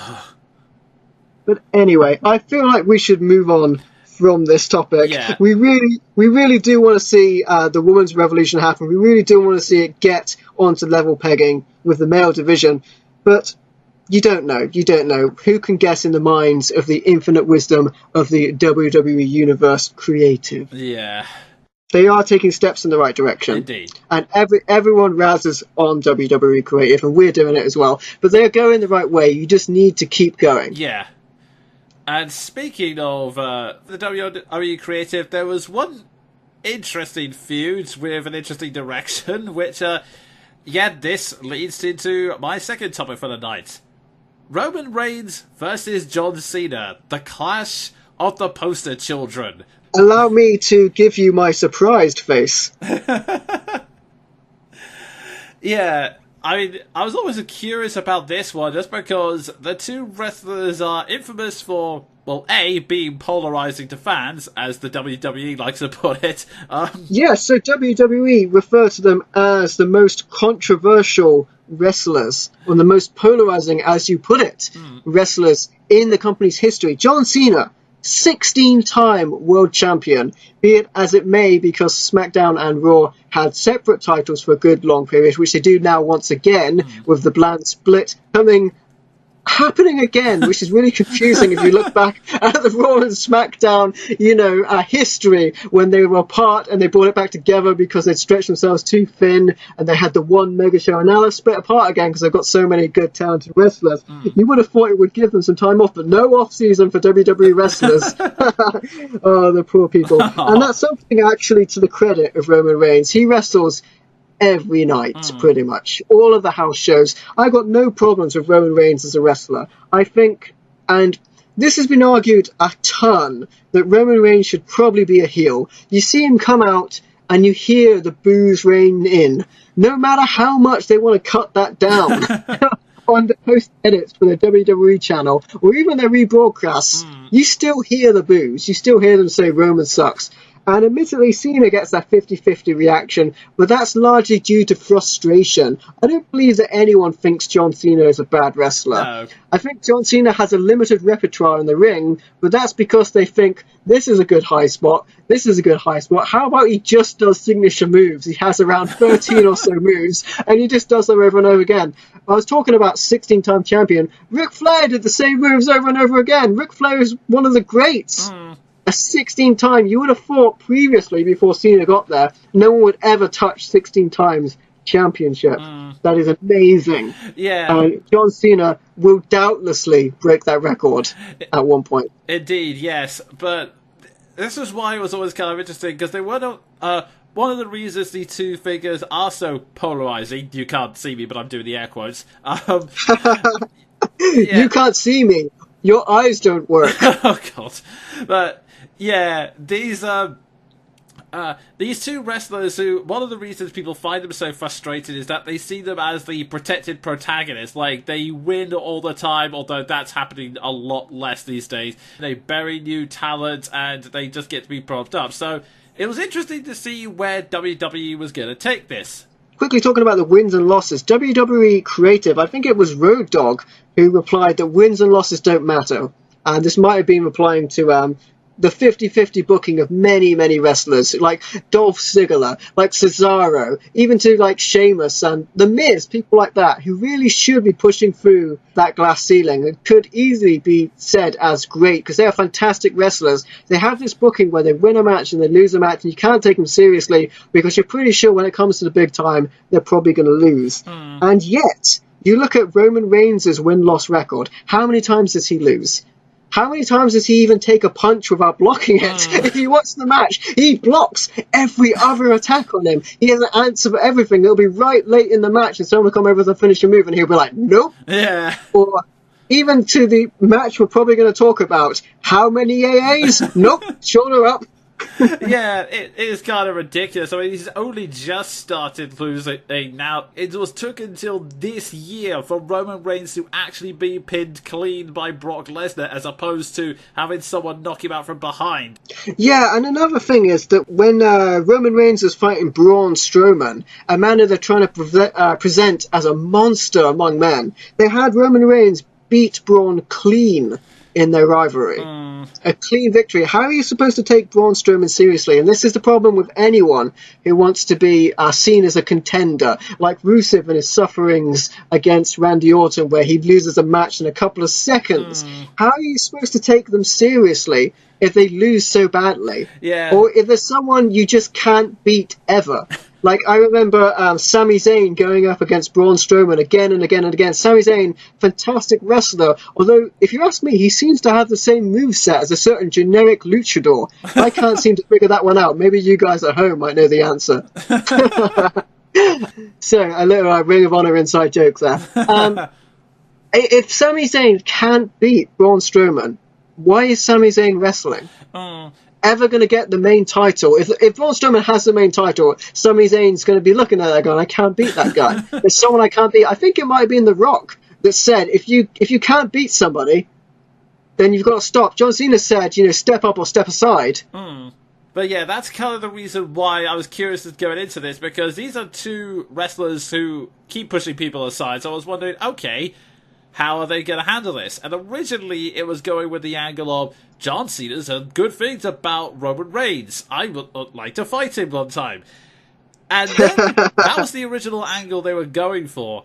And then all of a sudden they were cutting the first promo where John Cena was trying to get Roman Reigns to sign a contract for a match at No Mercy. And then the promo suddenly took... I won't go through the entirety of it, but basically John Cena asks Roman Reigns to come out and sign the contract. Roman Reigns goes, why would I fight you? I don't need to fight you. And John Cena starts... laying into him saying that the audience may want me to turn heel, but at least I can still get their attention. You don't seem to be getting there. Roman, he started trying to shoot back by saying, you think the fans boo you because they want you to turn heel? Well, actually, there are two reasons for this. First off, you suck. Then John Cena leapt in, but with a bit of ad-lib saying, everyone says Kurt Angle sucks, but he seems to be doing pretty well as well. Yeah, and what's funny there is Roman Reigns mucked up his lines a little bit there, and there was a point where he did appear to forget his line. Yeah. When I watched it back, it definitely looked like he forgot his line for a moment. Yeah. And he was just like, why don't you shut up, John Cena? Yeah, and he looked a bit frustrated in his eyes, a little panic as the eyes flicker. Yeah, and that was when John Cena decided, continuing the ad-lib not help matters by suddenly breaking the fourth wall and saying to Roman, it's called a promo, big dog, you need to know how to do it. And then Roman remembers his lines, but decides, probably because of him thinking, why don't you shut up, John Cena, starts calling him stuff like a fake-ass bitch, is the exact phrase I think he used, and continuously saying, oh, you're just burying young talent with the shovel, and John Cena fires back with, well, it took you about 5 years to cut a decent promo, but I'm now going to cut you down to size, and then rants at him about how I'm not the Undertaker. I'm not a veteran with at the end of his career with a bad hip. I am faster and I'm stronger, and you should be ashamed that I'm currently part-time because I could do this better than you can at full-time. Yeah. So, that suddenly took a direction no one thought they would go into. You know, Roman sometimes has moments of brilliance, because there's a promo later down the line in their rivalry where Cena points out that Roman Reigns has his fly unzipped, and Roman quickly and immediately comes back with, that's because I'm the big dog, it broke. And I thought that was amazing. That was such a good line off the top of the head, and that got a pop from the crowd. Then Roman immediately brings me back around to not liking his pro mobility when he said something like, you would stare at it, John, or something like that, which I don't really approve of him saying that. Yeah. But nothing against Roman Reigns on his in-ring ability. He is fantastic. I think maybe he should have someone talking for him, or, probably better, just not say anything. When he was popular in The Shield, he was the strong, silent type who came in and did his powerbomb with the assist from Dean Ambrose and Seth Rollins. And that's what worked for him. That's why he was over in The Shield. It's evident that he's kind of lacking. I hate to say it, but he is kind of lacking in the promo department. And I think everyone realizes that. Yeah. And if you really want to have a really painful experience, go back and look at his promo with Sheamus when he talks about tater tots. Going to make fun of potatoes to the Irish man. Always a good thing to do. But the big focal point of that promo was supposed to be the tater tots line where he makes fun of him for it. And it was incredibly painful and drawn out. Roman stops and starts all the time while he waits for the crowd reaction that just isn't there. And if you really want to torture yourself, go look that up. It is horrendous. Yeah. Roman's gotten better now, but I still think he should just say nothing. Yeah. Braun Strowman is awesome because Braun Strowman comes out, he causes chaos, and then he leaves. If Roman Reigns did a similar thing where he just did his job, he came in SWAT style, you know, he's supposed to be, in one of his early promos, analyze and attack is his philosophy of how he fights. If he came out, did his job, and then disappeared, it's just, I don't want to see him. You know, you see him talking, and it's just not coming across in the way that you want to see. He's not putting emphasis on his words. He's not really making you believe what he's saying. He's not putting any emotion behind what he's saying. Yeah, and I think that was part of the reason for it, because some people are wondering, oh my god, is this a pipe bomb? Not Exactly. No. Because, I mean, I could tell that because, John Cena... Roman Reigns shoots from the hip. Yeah, I mean, it was more that, even with John Cena, like, he makes, like, ad-lib jokes that obviously weren't meant to be there, and that kind of ruffled Roman Reigns up the wrong way, but it's very clear he wasn't, because John Cena's, defense against Roman saying, you bury as much young talent as you can, John Cena goes...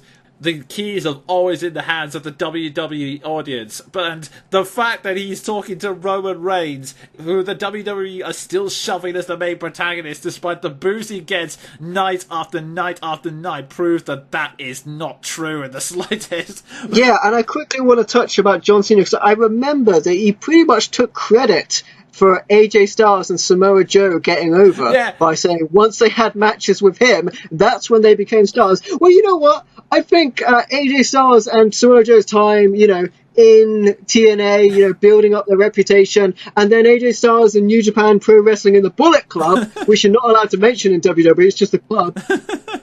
Yeah, that's exactly what would happen to us on our Flip the Mic podcast. When we came to WWE, we would suddenly be called MVL and the Jonin Monkey. Yeah. Oh, that or he'd just be called the Mic and just yeah. I would come out and do half my entrance, and you would come out and do the rest of your entrance. And even if we had a team name like the Club or the Bar or something like that for like those teams, they still wouldn't use them. Yeah. He even did that in his promo with Roman, where he claimed that when I had the US title, I was honoured to use it as a platform to push forward Kevin Owens and AJ Styles. Yeah, I mean, nobody heard of Kevin Cena Ring of Honor when he came, you know, when he came to WWE and fought John Cena. That's when people knew who Kevin Owens was. I mean, he can't even use his finishing move, the package power driver. He can't even use it. The pop-up powerbomb, though, is still really awesome. Yeah, but whilst it was definitely scripted, John Cena admitted in a podcast interview after the fact that whilst it was scripted, his intent was to put Roman Reigns on the spot, because he does generally feel that Roman Reigns isn't quite ready yet, so he needed that push. That's why for several weeks in a row he was continuously putting Roman on the spot and put him in difficult positions in order to actually motivate him to try and improve his mic skills.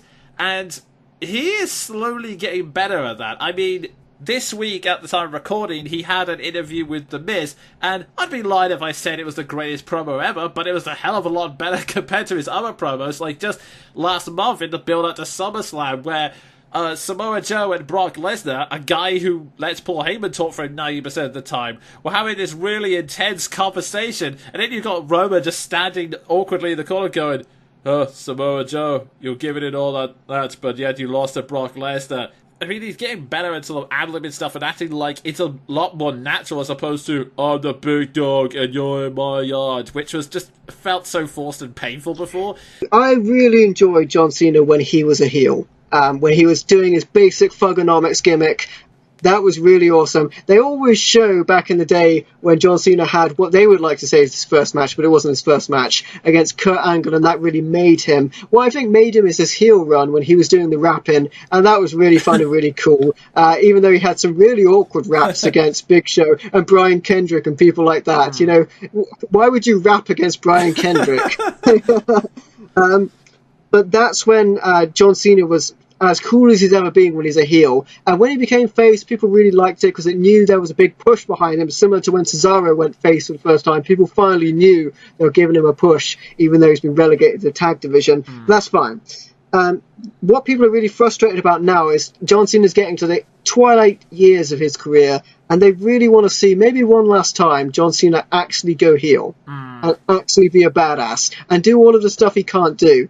And you got to think that maybe because he represents the company so much in the outreach programs, you know, he's big with the kids, he's big with the merchandise. Maybe they can't make him heel, but they made Enzo heel. Yeah. And he's good on the merchandise. Yeah, but they like John Cena. That's the difference, I think. And I've got to wonder how much is Roman Reigns' merchandise selling?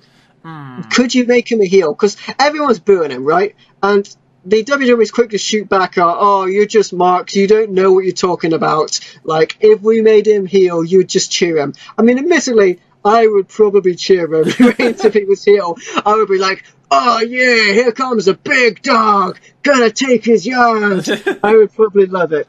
But I have to imagine, with the reaction he's getting, can you even, I mean, the camera is very, very picky on what it shows when Roman Reigns comes out. It'll close up to all of the pro-Roman Reigns signs, and they will show, you know, all of the favourable things they can for Roman Reigns. But you can't not hear the raining boos down at Roman Reigns.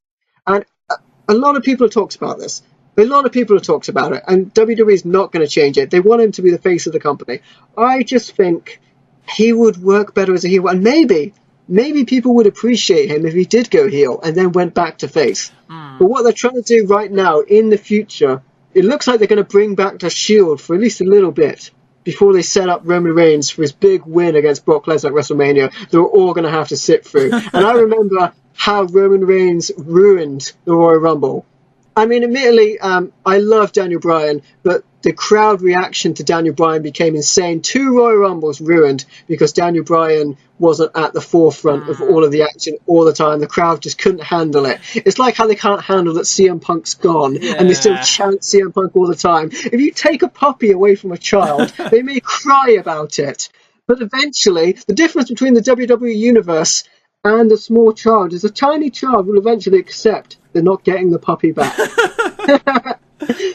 Nevertheless, 2 Royal Rumbles were ruined because Roman Reigns was getting over. One of them, he was taking out people left, right, and centre, and the other time he was champion through it, defending his title, I believe, which was really cool in a Royal Rumble. And we were actually talking about the Women's Revolution. I'm going to go quickly off topic to say that they're thinking about doing a Women's Royal Rumble, which would be awesome. Oh, yeah, definitely. But back to Roman Reigns. So he wins the Royal Rumble. The Rock comes out. Yeah. The Rock, who has been heel, people still liked him when he was heel, but he's face at the moment, comes out, holds up Roman Reigns' arm, and they're booing him. Yeah. They're booing The Rock and Roman Reigns. Yeah. You can see the confusion on The Rock's face as he looks at Roman Reigns thinking, they hate this guy. They hate this guy. And at that point, Roman Reigns should have just, rephrasing what I've heard on another podcast, and I agree with what I heard, Roman Reigns should have flipped off the crowd. Yeah. He should have said, this is the time for me to turn. I've just wrestled for over an hour. You know, however long the Royal Rumble is, he's been doing the whole thing. Sweating, pouring down his face, sweat pouring down his face, and conditioner, of course. He's been busting his ass. And they're going to boo him.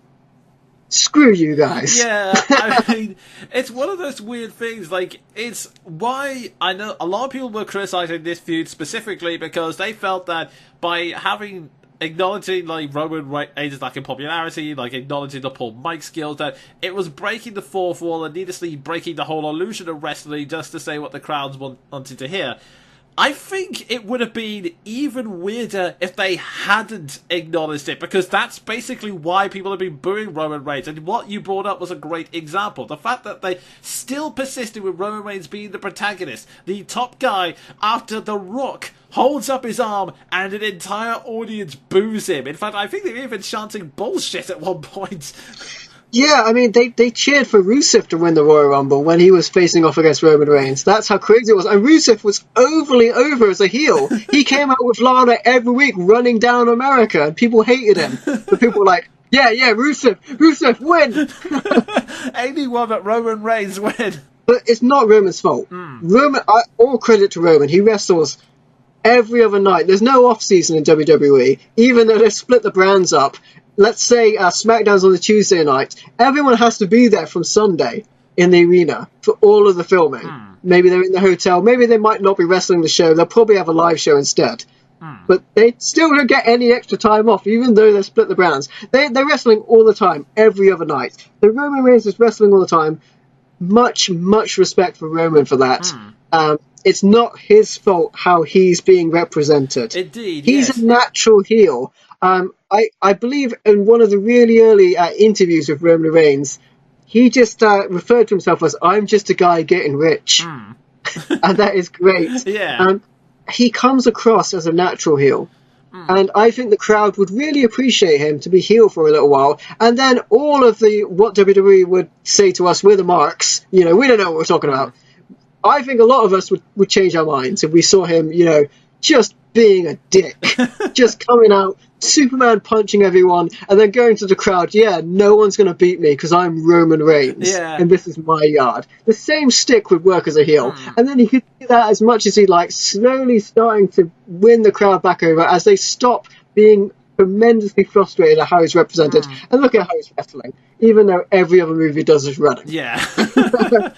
He's a young guy, every move has to be running, and then eventually they can turn him back face, and he probably won't have that horrendous reaction that he has right now. Because we're going to have to watch him at WrestleMania fighting Brock Lesnar. And just as we knew what was going to happen with John Cena, which we'll probably go on to, we know how the fight with Lesnar is going to happen. Lesnar's leaving WWE. Roman Reigns is their big top baby face. Of course Roman Reigns is going to get that title. Indeed. Of course he is. Yeah. And there's going to be so many boos.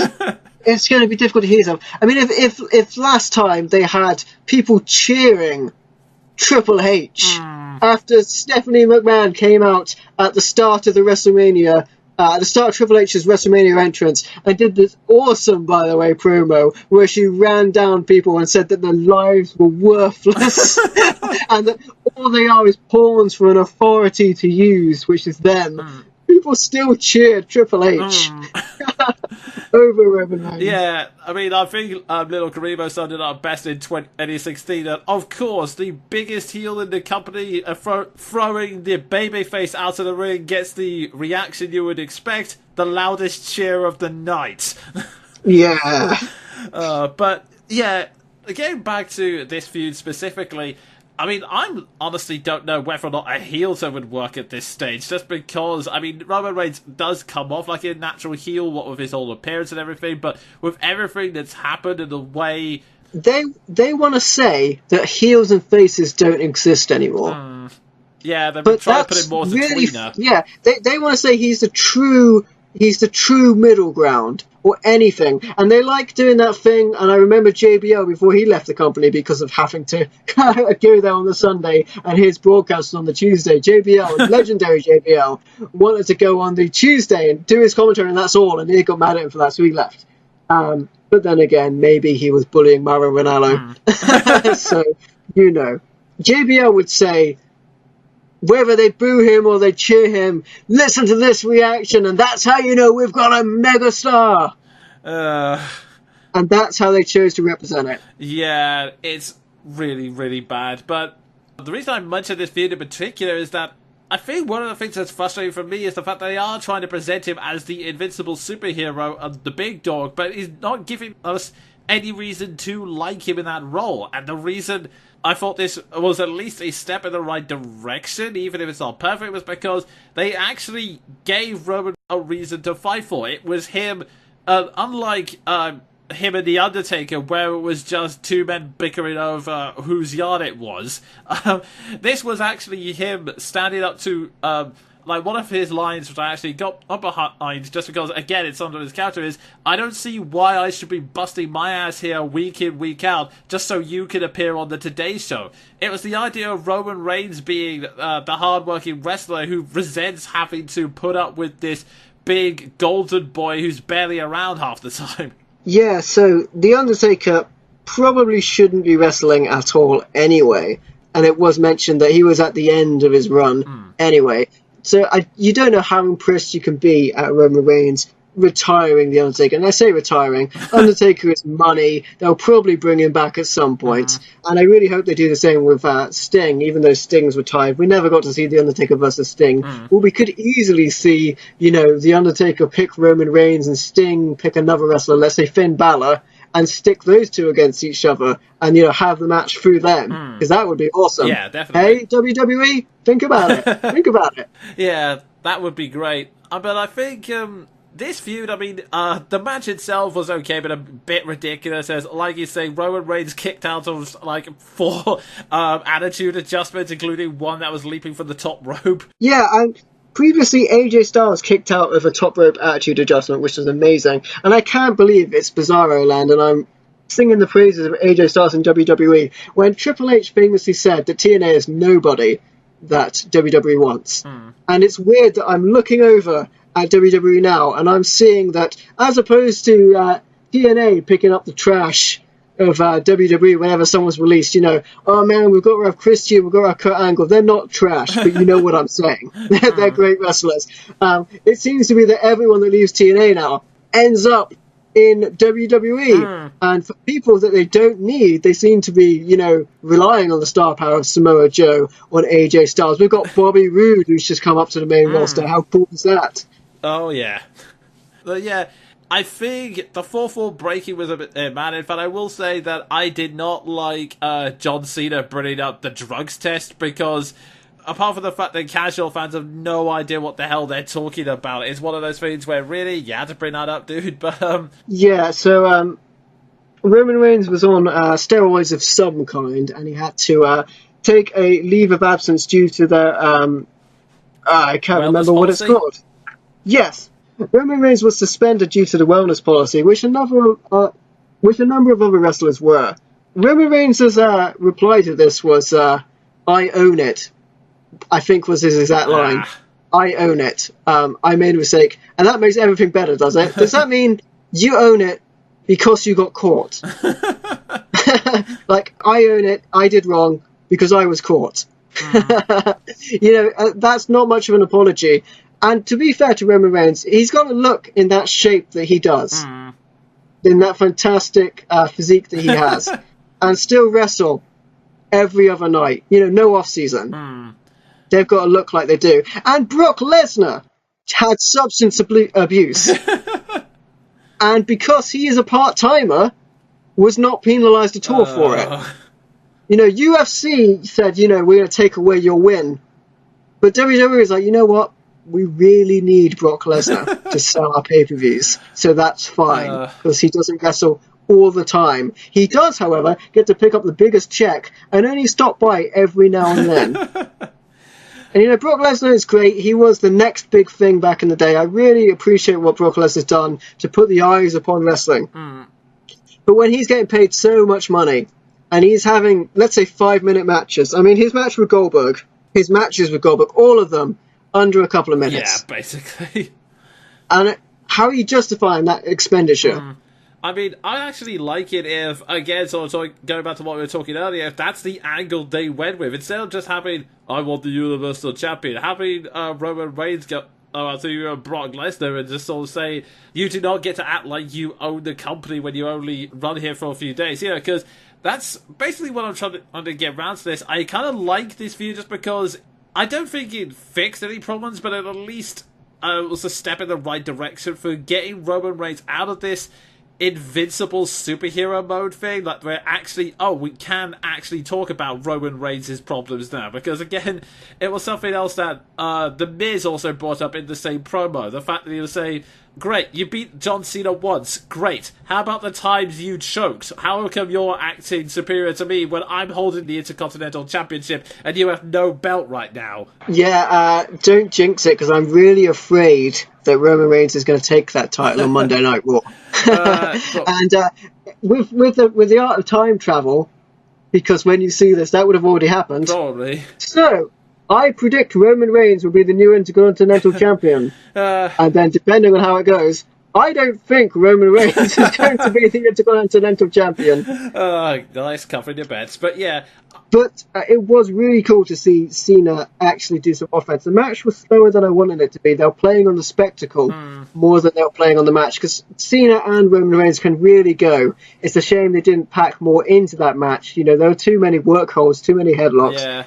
But, Cena did hit him with a bunch of AAs, formerly Attitude Adjustment, formerly FU as a parody to the F5, and he also hit him with the 5-knuckle shuffle, which is still called the same thing it always was, which actually means wanking! Oh, God. Kicked out of several AAs. As if they were nothing. Yeah, that was the one misstep of the whole thing, I will admit that. And then, what was it, one spear? Yeah, like, one on Superman Punch, one spear. That was... Yeah. Well, technically two, because he did that one also to the announce table, but... Yes, I forgot about that. That was probably the highest spot of the match, but I I would have liked to have seen more big spots in the match. Yeah. There was a lot of just building up the spectacle to the point where I was kind of lost interest when they were going through the early steps of the match, where John Cena was even starting to walk away from the match at the start, doing his heel, I've got to try and get some heat on me because everyone's going to cheer me over Roman Reigns. Like I said, it wasn't perfect, because like I said, there were a couple of missteps along the way, but it was, if nothing else, an interesting feud, and a good, I guess an okay way to send Cena off, because he's going off to work on some movies for a bit, and yeah, like I said, it's not fixed Roman Reigns. Roman Reigns is a problem that's going to take more than one match to fix, but it's at least a step in the right direction, I think. I definitely don't feel like a mini Shield reunion will cover up the boos. No. They will cheer for the Shield because that was awesome, but they will still boo Roman Reigns. And although John Cena has started to fly off to Hollywood, he'll be back because 17 World Championships. Oh, God, yeah. That's going to happen. So, yeah, speaking of flying off, it's time we really got off this and moved on to our final subject. So, MVL, over to you. Hey, so next we're going to talk about WWE Creative. And what I really want to talk about here is how they book their shows. They book the shows night by night versus how other shows, if they record them prior to broadcast, pre-recorded, they might record several episodes at once. Like, let's say you record 8 at once, or with Lucha Underground, you would record the whole season. What this really leaves us with is a problem where stories fall off the rails. We're running along and we have this week by week booking that where are we now? What should we do in this town? What's going on here? How about this guy's running? Oh, this guy said something bad backstage. Let's cut his run short. We've got a superstar doing this storyline. I don't like that very much. Let's just cut it down in the middle. It feels like they're working with like a rough sketch of what they want next year's WrestleMania to look like. And they're just sort of building the blocks backwards from there. Another variation of this is, okay, we really want Shinsuke Nakamura versus Jinder Mahal at Hell in a Cell. Great! Crap, we've got 3 weeks before that where we have to try and put something, anything to remind people that that feud's going on. Maybe we can have them to... Oh, no, wait, Shinsuke Nakamura's not here. I know, Jinder Mahal, racist jokes, go! Oh, wow, yeah, that was such a bad call. And to the credit of Jinder Mahal, what a great transition from a jobber from nowhere. You know, last year, Jinder Mahal was not with the company. The same can be said for Drew McIntyre. And now look at it. Drew McIntyre is NXT champion. Jinder Mahal is WWE champion. Yeah. How crazy is that? And Jinder Mahal went from 3MB, the job squad, to a main eventer. And that's largely because WWE is moving into the Asian territories with their broadcasting. Yeah, but at the same time, I think this week-by-week thing, it's a lot of Jinder Mahal. Like, I don't have the massive beef people will do with him being the champion. Well, not initially. But the problem is the week-by-week thing has kind of shown the flaws of that. Because what gets me about the whole racist joke thing is that, okay, you do it one time just to fill a week, it was a bad idea, whatever. They then did it twice! For 3 more weeks! And then on top of that, this was after they had Jinder Mahal like, oh, what do we do? Oh, it's Indian Independence Day, so let's have Jinder Mahal get Indian singers out to sing the national anthem. Despite the fact that he's a heel, which led to the rather unmarketable image of an entire crowd booing the Indian national anthem. Yeah, I mean, WWE has always used national anthems. It goes back into old WWE where Nikolai Volkov would sing the Russian national anthem, and I believe, I don't know if I should say it, I think the Rusev used to do that. Yeah, it wouldn't surprise me if it did, because, yeah, in the 80s, that was something you could always get away with. Here's the foreign villain, boo him! But, yeah, it's one of those things that I imagine now when you're going from week to week, you're struggling, you're thinking, oh great, this might be cool. Yeah, it's one of those things where you rush out the idea and there's no forethought into it. Or even stuff like, most recently, there was one time, I think it was sometime last month, when Goldust said, I will unveil my new protege. And he never showed up. I was very curious about this because I thought that Goldust might be transitioning into a manager role. He's had a very great WWE career, and it might be time for him to start giving his advice, giving his tutelage to another wrestler. And I was really excited to see who he might be backing, but it just went nowhere. It just disappeared. Yeah, it just disappeared. That wasn't even referenced again, and now Goldust is in the middle of a... Well, it's kind of hard to say, because this brings back to another problem. He somehow got mixed up into Bray Wyatt and Finn Balor's feud. Bray Wyatt wanted to make a point about Finn Balor's demon persona by wiping Goldust's face paint off and saying, "This is it all you are. It's an illusion created with face paint." And then, after all that with Finn Balor defended him, they had a fight over Goldust suddenly deciding he doesn't want to be a victim. And then Finn Balor beats Goldust, only for Bray Wyatt to start taunting Finn Balor, which is really weird considering that they already had a feud which ended the night before in the No Mercy pay-per-view, and there's also another part of a feud that should have ended at SummerSlam, but it's like they had no idea when this feud's gonna end, so they're desperately trying to keep it going by any means necessary. I believe Finn Balor was supposed to be having a rivalry with Samoa Joe, but since Samoa Joe is currently injured, they went back to that rivalry. But it did leave us the very exciting man versus man match, aka just a singles match. And I'm not saying just a singles match as in that's a bad thing, but it's a match we saw on the previous pay-per-view to No Mercy. We'd already seen it. Yeah, it was one of those things where the injury popped up, but they're just... Because they didn't have the time to actually plan something else, they just gave, alright, we'll just recycle this entire feud over again. I mean, they desperately managed to pull out the whole man versus man finish, the idea that Bray Wyatt doesn't think Finn Balor's demon persona is real, and Finn Balor is, well, the man is a lot scarier than the demon, which, for the record, no it isn't.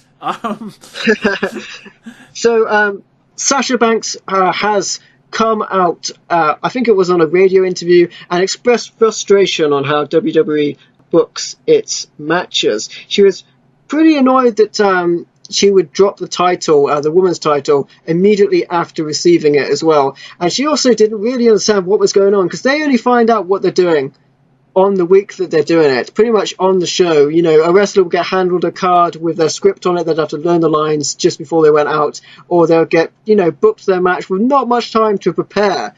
And in NXT, they would get a lot of time to prepare for these matches, weeks in advance they could prepare. And that's why the matches are so much better in NXT, because it's pre-taped, it's not live. But you could easily take how they book NXT within weeks in advance. I don't understand why when they do a production meeting in WWE, they can't go, okay, let's take all of our shows, let's take the Raw, let's take the SmackDown, let's take 205 Live, and let's book it all out. So we know what we're doing. We know where we're going to get at the end of this month, and we'll book it all the way to there. They could easily do that. And I understand they need to shuffle the card around when someone gets injured, and I understand that sometimes someone can't make it to a show, so they need to kind of change their plans there. But they could easily figure out where they're going. I don't know what it is, apart from they just want the kudos of live status, or the only other argument I could think of would be, well, if we did it all weeks in advance, fans would just leak the results. But given the fact that we've just mentioned what the match in the next WrestleMania next year is going to be, I have to say WWE is not very good, and they've got so many holes they're leaking out literally their entire year's plans. This is not helping them. It's hard to trust them as well when they did The Rock versus John Cena, and they credited that as a match that's going to be once in a lifetime, when they knew they had already booked The Rock for a second WrestleMania the next year, which was also going to be against John Cena. And they were telling you once in a lifetime, except next year where we're going to do it again. Yeah, it's just baffling. This. So they do have some planning, but what they could do is plan out the actual matches they're going to do, and then tell the wrestlers so they can plan a good match. I mean, in the women's division, you don't see any of the outside dives you see in NXT that you would have seen there. The time on their matches as well seem to cut down mid-match. Like, they'll be told by the referee, you know, you got 5 minutes left in the match. Yeah. Easy. I mean, stuff like this always happens. I mean, even on Lucha Underground, when there's a tape show, you've had Angelico's return had to be cut short because he injured himself in his returning match, and it was very quickly wrapped up, and the wrestlers had to awkwardly shuffle out the ring. But oh, and let's not talk about the absence of PJ Black. Oh, yes. So I should quickly talk about this, actually, because Justin Gabriel, and you still may not know that name if I say it, aka PJ Black, and I say that because when he came into NXT, when he did a little tenure down there, he went down from WWE to NXT, as a couple of wrestlers did back then. Did you sort of get a bit more of a stable footing? They weren't getting matches on the main roster, so they went down there, and the crowd chanted, "Who are you?" which was kind of funny. He had that second base jumping accident. After previously breaking both of his ankles, he had another accident, and this is great. So what he probably broke this time round was his common sense. But he managed to break his ankle, and get this, he lost a finger. Oh, jeez. So his parachute went out, sent him in the wrong angle into a building, where he kicked off, breaking his ankle, and then he caught his finger in a satellite dish. Man, I mean, I get the Darewolf persona, but why would you do that? I mean, yeah, stuff like this, okay, there are a lot of times when you have to make emergency rewrites because stuff like this happens. What's the name of that Johnny Mundo? Worldwide clue? Underground. Yeah, the guy, what is his name? The new guy. Oh, the new guy, Ricky Mandel. Ricky Mandel, there you go. Ricky Mandel is the sort of replacement they put in, isn't it? Well, it's kind of... Actually, the funny thing is, at the time of recording, in the matches they're showing, PJ Black is still active, so I'm guessing this is all happening before the accident. The person that's actually out is Jack Evans, and they're claiming... I don't know what actually happened to Jack Evans in real life, but in the show, they claim he had an accident, and they're playing it for comedy because his jaw had to be wired shut. So he's on the side of the arena doing Pictionary as insults from the row and just handing them out, which is... oh, wow. That's a kind of a good amusing image. So yeah, the former jobber Ricky Mandel has been promoted. They're giving him the character of a Johnny Mundo fanboy. But this is the thing, you can turn accidents like this and make it amusing if you do enough time and planning, because, yep, like I said, Jack Evans was out, so they had him on the side and had Ricky Mandel turn from a jobber to this good comedic foil. I like the idea of a Johnny Mundo fanboy that even Johnny Mundo can't stand, because one of the things that happened recently was Ricky Mandel's revealed, "Hey guys, this is awesome, I changed my name recently to Ricky Mundo, it's changed legally, it's on my driver's license," and Johnny stared at him like, "I didn't ask you to do this. Why would you do this?" He seems like the kind of guy that has probably Johnny Mundo's hair in a box somewhere in his gear. A couple of toenail clippings and just a little shrine somewhere. Just a little shrine to worship. He is now wearing the Johnny Mundo wig, which is hilarious. As Jack Evans and PJ Black slowly, seemingly disappear due to accidents. Yeah, I mean, even then, they're still like, I think they're kind of worried, because even they're planting possible seeds of their exit, because like I said earlier, Johnny Mundo's now saying, if you guys keep messing up like this, I'm going to break up the team and move to greener pastures. So, I mean, even if it's just a one-sentence line explaining what happened, like with Daga, because there was one wrestler in Lucha Underground named Daga who, as it turns out, they had to drop him because he couldn't get the permits to work in America. So they just wrote him out by saying Cobra Moon had him beaten up off screen by the other members of the Snake Tribe, rather murdered, I should say. So. Well, there have been points where they have not explained it, like when Melina showed up at the end of one of the seasons and then was promptly replaced by Taya, who is then apparently Johnny's on-screen girlfriend, despite the fact that Johnny is married to Melina. Yeah, well, they had to... it took them a long time to get round to sort of explain it. There's like one point where Johnny Mundo hands over a briefcase of money, says, "This is the $1 million it took for you. Well, I had to take a couple of $1,000s out to make some photos go away." Nice. Yeah, so I wouldn't mind it if they, like, stuff like this happens where you have to make weird, sharp changes on the fly, but at least having the foresight to actually think, okay, how are we going to write round this, or how at least having a line to explain what's happened.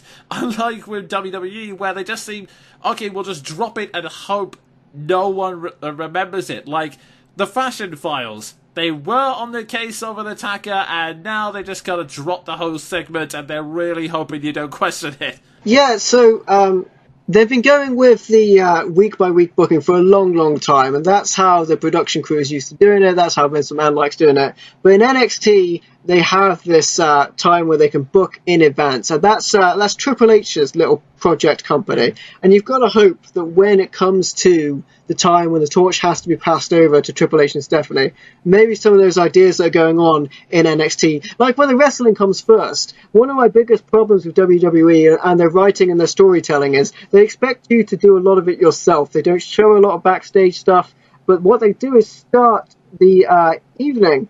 What they do is start the show with an authority member coming out, and they'll run down the crowd, and they'll just waste time, like 20 minutes to half an hour. Usually the first part, it's just a guy talking to the crowd, and it could be wrestling. Back in the old days with WWE Main Event, you would have a couple of shots where a character would come on screen for a second, explain what they want to do, explain who they're fighting, why they're fighting, like, I got to take this guy out because I got a problem with this guy, or something along those lines. And they tried doing it when they did the brand split for SmackDown for a couple of weeks, where they had these little vignettes, and they look creative and they look interesting. They could be doing something like that, and that would give you more time in the ring, so you don't have matches cut short.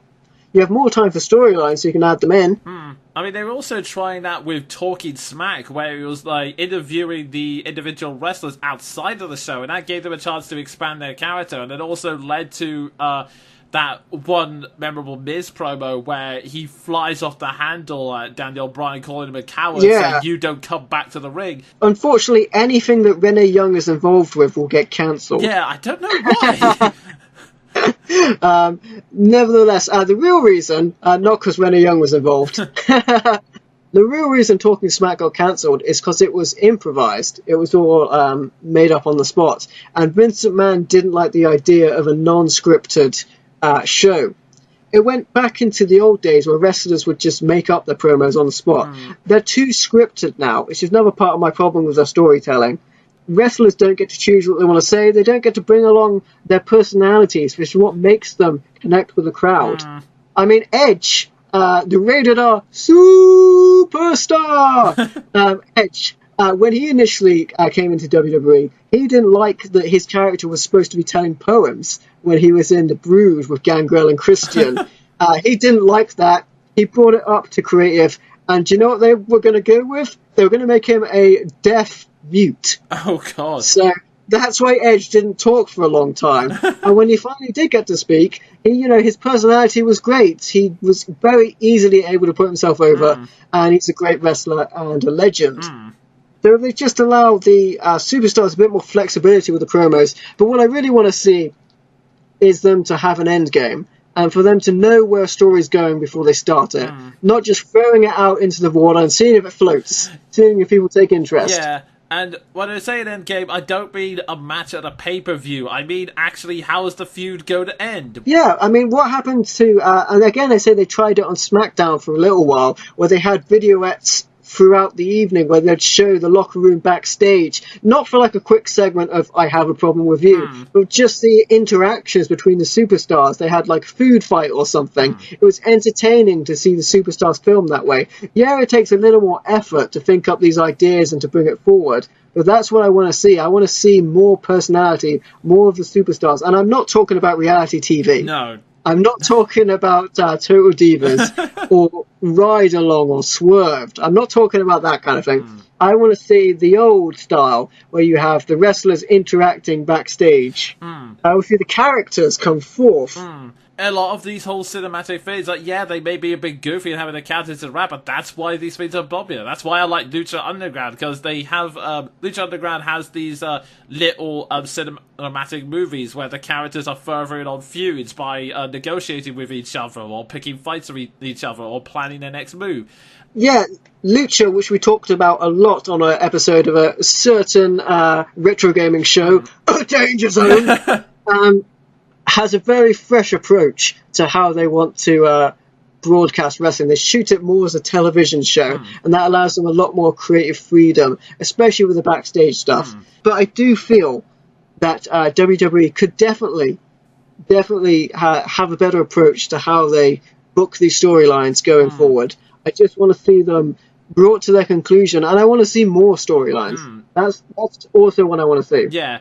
More storylines are probably storylines that are based a little bit more than, oh, there's a pay-per-view coming up for a title, let's have a 5-way contenders match and have you guys talk crap to each other. No, like, instead, it really shows that one of the most entertaining feuds going on right now is Kevin Owens versus Shane McMahon, and that's more because there is a clear, distinct line of where it's going, and that's been naturally evolving. It's not just Kevin Owens randomly picking a fight with Shane McMahon, it's Kevin Owens feel that he's been continuously screwed over by the system and decided to take it up with the McMahons personally. And we've actually seen him get screwed over by the system, or at least how he interprets it. You get what I'm saying?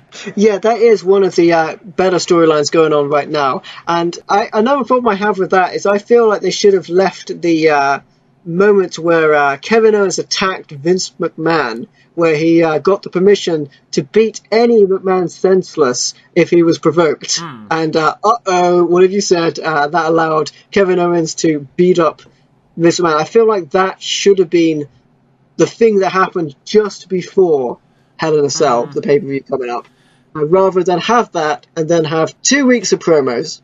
Yeah.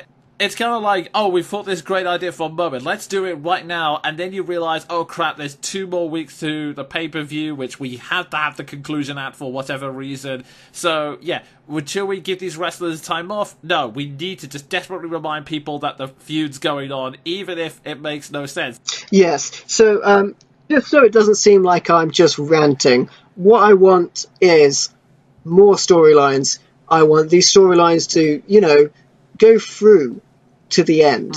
I want to see them transition, and that's what I don't think I'm seeing in the WWE product right now. Like, I think Lil Karibo summed it up the best way when he was describing at the time the difference between SmackDown and Raw's writing style is that Raw were looking for moments that would have you hashtagging and tweeting right now rather than actually paying attention to the storyline week to week.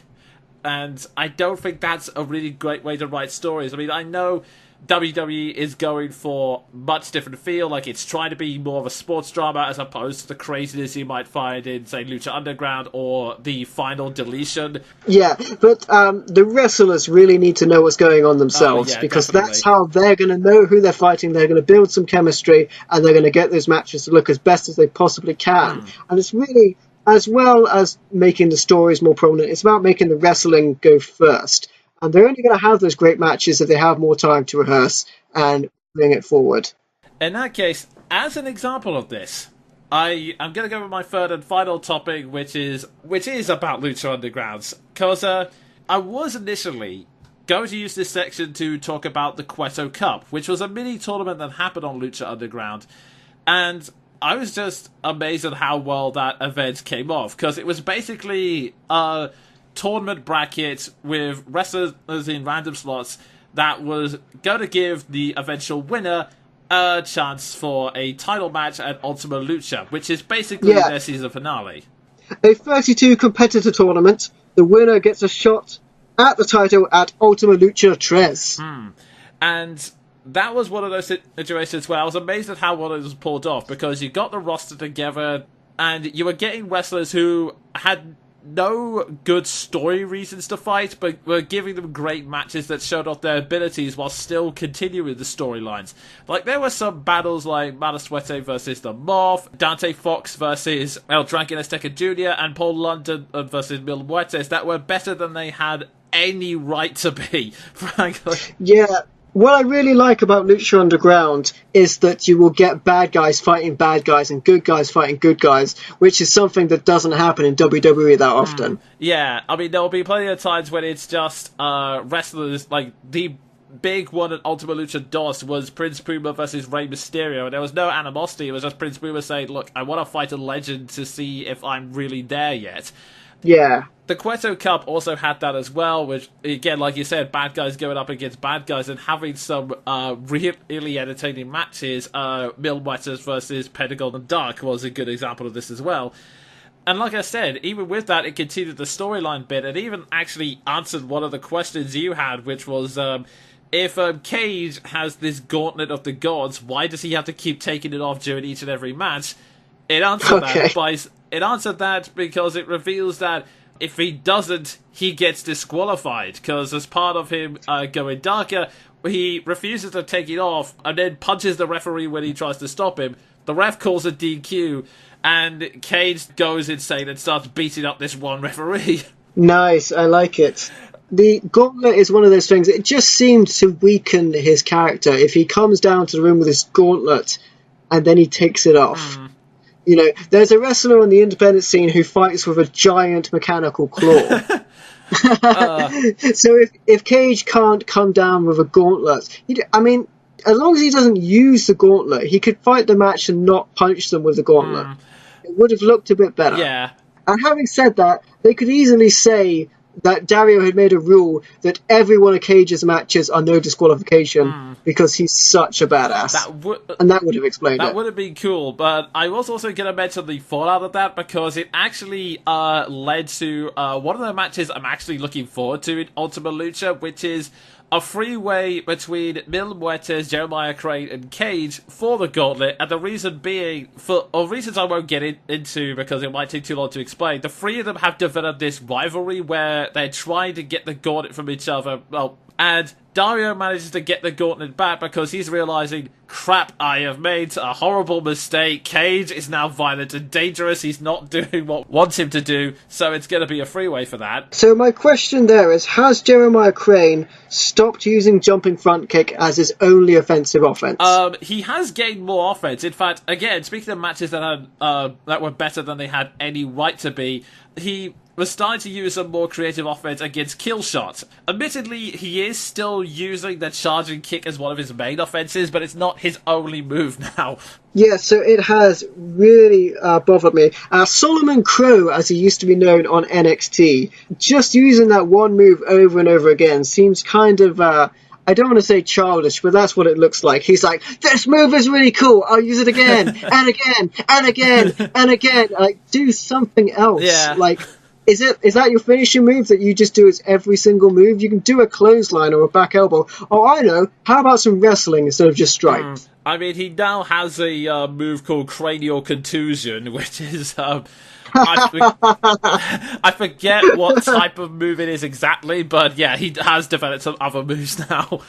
He takes out a small drill and drills it into the top of the skull of his opponent. Not quite that, but yeah. The reason I'm not talking about the entirety of that tournament is, one, it's kind of fairly simple when you get right down to it. It was a good tournament and it allowed the talent to develop, and it would then just lead to me talking about the build-up for Ultima Lucha, which I feel like I want to talk about the next month. No, the reason I wanted to talk about was because, well, technically at the time recording, Ultima Lucha's already started, and on the first night, it brought an end to a feud that I've been following with great excitement. Namely, Dante Fox versus Killshot. The basic backstory, because I should explain before anyone starts going, what? Lucha Underground kind of goes for a more, I guess, comic book style aesthetic where everyone has superpowers and crazy occupations as opposed to WWE, which is more pretending to be a sports drama.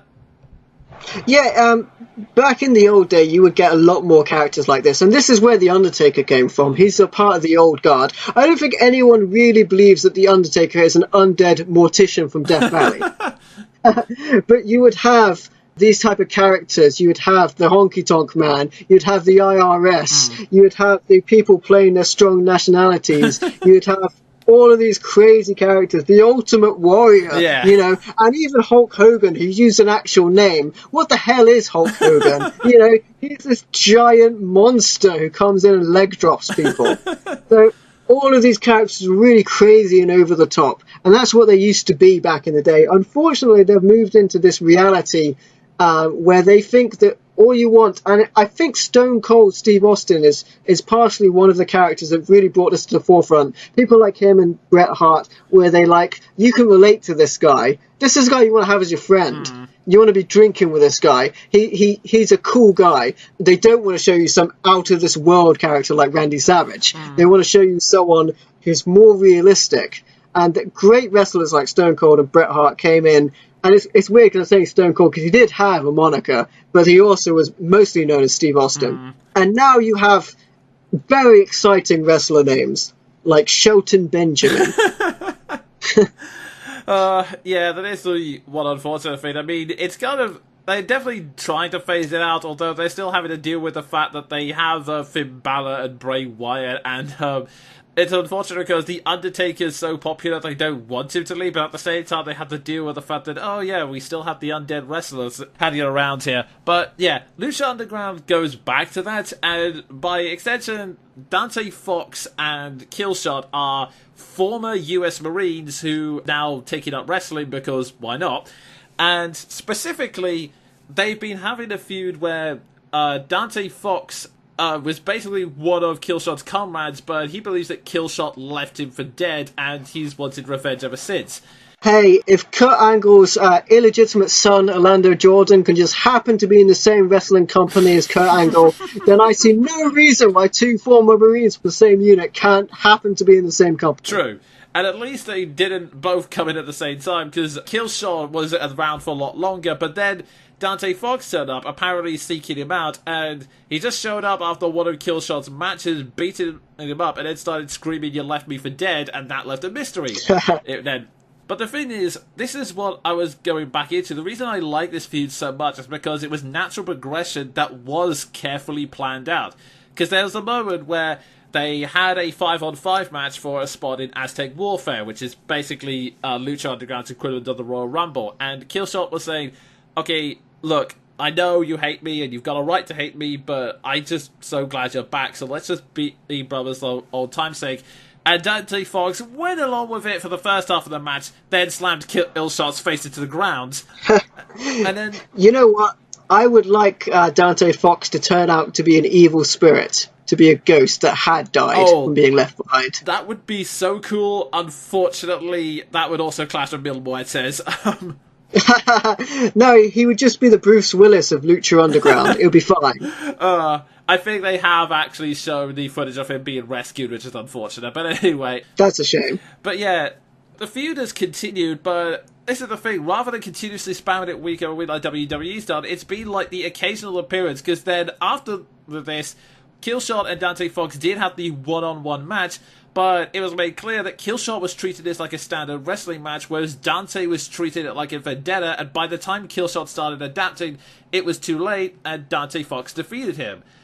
And then they called off it for a bit, and the Cuerto Cup happened, which basically just allowed the wrestlers to fight other people and show off their abilities, but they would have occasional reminders showing up. Like, Killshot lost to Jeremiah Crane because as he was about to finish him, Dante Fox appeared with a microphone and said, "Hey, Killshot, we're not finished yet," which allowed Jeremiah Crane to get the jump on him, and likewise, when Dante Fox left, Killshot arrived, slammed his face into the ground and said, "You're right, we're not finished." So nice, I like that. Yeah, it's just reminders, but allowing them to do other things aside from continuously attacking each other. And then ultimately Tres came round, and they had what I can only describe as the perfect finale, because it was a 3-part match, a first blood match, no disqualification match, followed by an emergency evac match, which is basically an ambulance match. Okay. So basically best of 3 out of those. That's an interesting choice of the way round to have those. With the first blood match happening first, maybe having the no disqualification match second, they were worried that you'd think that the match wasn't going to get too extreme, and they wanted to have the blood come out on the first match. Yeah. So you'd see that, and then it could go all crazy, all hell breaks loose for the no disqualification match, and then they have essentially the stretcher match. Yeah, basically. It did pretty much happen just like that. Like, Dante Fox, with the help of the referee, essentially bullied into it, managed to set up this sheet of glass in the middle of the ring and slammed Killshot through it, thus drawing first blood. And it carried on with insane stunts like that, including the moment where Killshot managed to drag out a board with barbed wire on it and threw Dante Fox into that so that he would be bleeding just as much. Oh man, I still have memories of the one night stand for ECW when Terry Funk was thrown into a board of barbed wire, and his eye, man, got all messed up. It got caught in that stuff. Very vivid memories of that. Crazy stuff. Yeah, thankfully they did it back first, I think, to avoid that exact thing, but you could sort of tell that their backs were shredded, they were dripping with blood, but this is the thing. I know a lot of people criticize indie wrestling for doing insane stunts like this to get attention when it's not needed, but this is the thing about this feud. The reason why it worked in this case is, like I was saying, it's not just we've done this for the sake of it. This is like this big, long feud of anger and vengeance that has built up to this point. So the blood was shocking, but it did actually mean something because it was supposed to be shocking.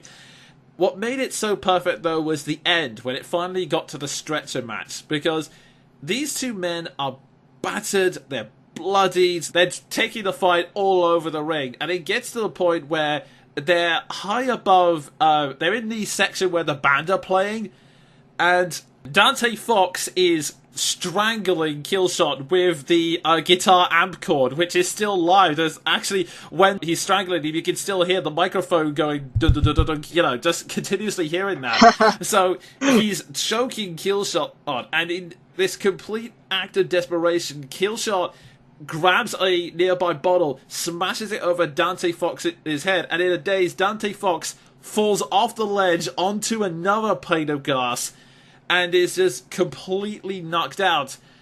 And that is how the match ends. And it's this really poignant moment because, like I said, we have this full-on blood feud, and then in a moment, it's just over. Like, the crowd is completely silent, and Killshot, almost in a daze, just comes up, picks him up, silently walks over to the ambulance, and just loads him inside. There's no forced tension, that there's no last-minute kick-out to pretend that, oh, there's no big deal. I mean, he only fell from 15 feet and landed through glass, but he's fine. It's like, no.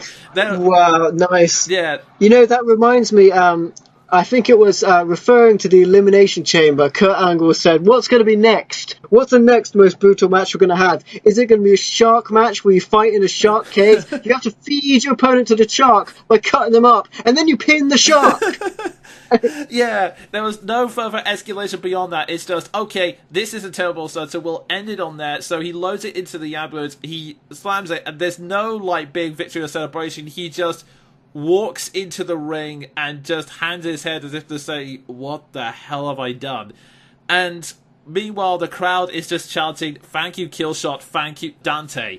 It was just the perfect way to end it, because it wasn't just violence for the sake of violence. It was showing that they were two friends, and it had come to this moment. It had weight, it had power, and that's why I fully agree with you, where I don't like this improv week by week, oh, we'll just throw something to get ever and see what happens because it's wrestling, the fans will buy it anyway. This shows what happens when you do plan a story out carefully, you remember what the emotional core of it was, and you do it with great pacing. Because if Dante Fox had kicked out while he was being dragged into the ambulance after falling from that great height, I think it would have ruined it, but the way it ended, that with that slowness, with that just sort of quiet, almost kind of strange, melancholy serenity, that was like the perfect end to the feud as far as I was concerned. Yeah, I like it. That's very nice storytelling. And as you say, the pacing was perfect on that moment. So, yeah, it's not much more to say to it than that. I mean, partially because we're kind of slowly dying in our throats, but also because, yeah, that's just kind of the simple summary of it. It was a great feud, and I loved the way it played out, and it's one of those moments where it shows you that this is why you follow wrestling, because occasionally you will have these insanely good matches or insanely good storytelling that make it beyond just a bunch of sweaty guys in a ring throwing each other around for a bit. Yeah, I mean, this is where, like, partnering with the filmmaker Robert Rodriguez, you get that filmmaker's perspective to the narrative that makes it really great. I mean, there's nothing wrong with sweaty, oiled-up wrestlers going up against each other. Oh, of course not. And of course I may have trailed off with my mind there. But there you go. there's nothing wrong with the good old classic wrestling match, but what I really want to see is just great storytelling like that, and a really well put together match. I mean, to play devil's advocate, you don't always have to have the stunts. Oh no, of course not. I would argue that if they had like continuous blood and week after week after week, moments like that would not be as good as they were. Yeah, it would carry no meaning if it happened all the time. You can have a lot of good storytelling with how the wrestlers act. You know, even in the workholes, don't just go to sleep when you're in a headlock. You know, show you've got some reaction to it. Show you're starting to break out of it. Show you're trying to rally the crowd behind yourself. Really, what we want to see is just that great level of storytelling. And just knowing that a match is not just a match that happens. It's a match that leads on to something. It's a story being told in front of you, and it's a piece of theatre being played out for you. Exactly, yeah. And, I mean, even if it's just a simple story of a small man trying to face an underdog, I mean, one of the most legendary WrestleMania moments is Hulk Hogan beating Andre the Giant and slamming him to the ground. That's about as simple as you could get, but because it was such a challenge... They were very protective of having Andre slammed. And in actual fact, Andre was being slammed all the time by people like King Kong Bundy, but not on television. So when it came to it, the Giant being lifted off his feet is one of the most iconic moments in wrestling, when Hulk Hogan slams the Giant. Brilliant piece of wrestling there. Yeah, and that's... Again, because you build up to that moment for Aditya, and that's basically what we want to see from wrestling, not just sort of half-assed ideas thrown out in the hopes that it will buy time for another week. Yes, very much. We want those memorable moments. We want those iconic situations, that story to unfold in front of us. All right, and that wraps up all of our topics, and... Just like Roman Reigns after a Royal Rumble, we're very tired now, so... Yes. So, whether you cheer or boo, please leave a comment in the section below. Don't forget to like the video. Smash that like button! Smash it! Because YouTube analytics, that stuff matters. Yep, indeed. And don't forget to subscribe to the channel. Really helps us out if you do. Really appreciate it. And for anyone that has made it all the way to the end, and as long as we don't have an empty arena here, thanks for sticking with us on the first ever Flip the Mic podcast. Indeed. And until next time, I've been the Jonin Monkey. And I've been MVL. See you around.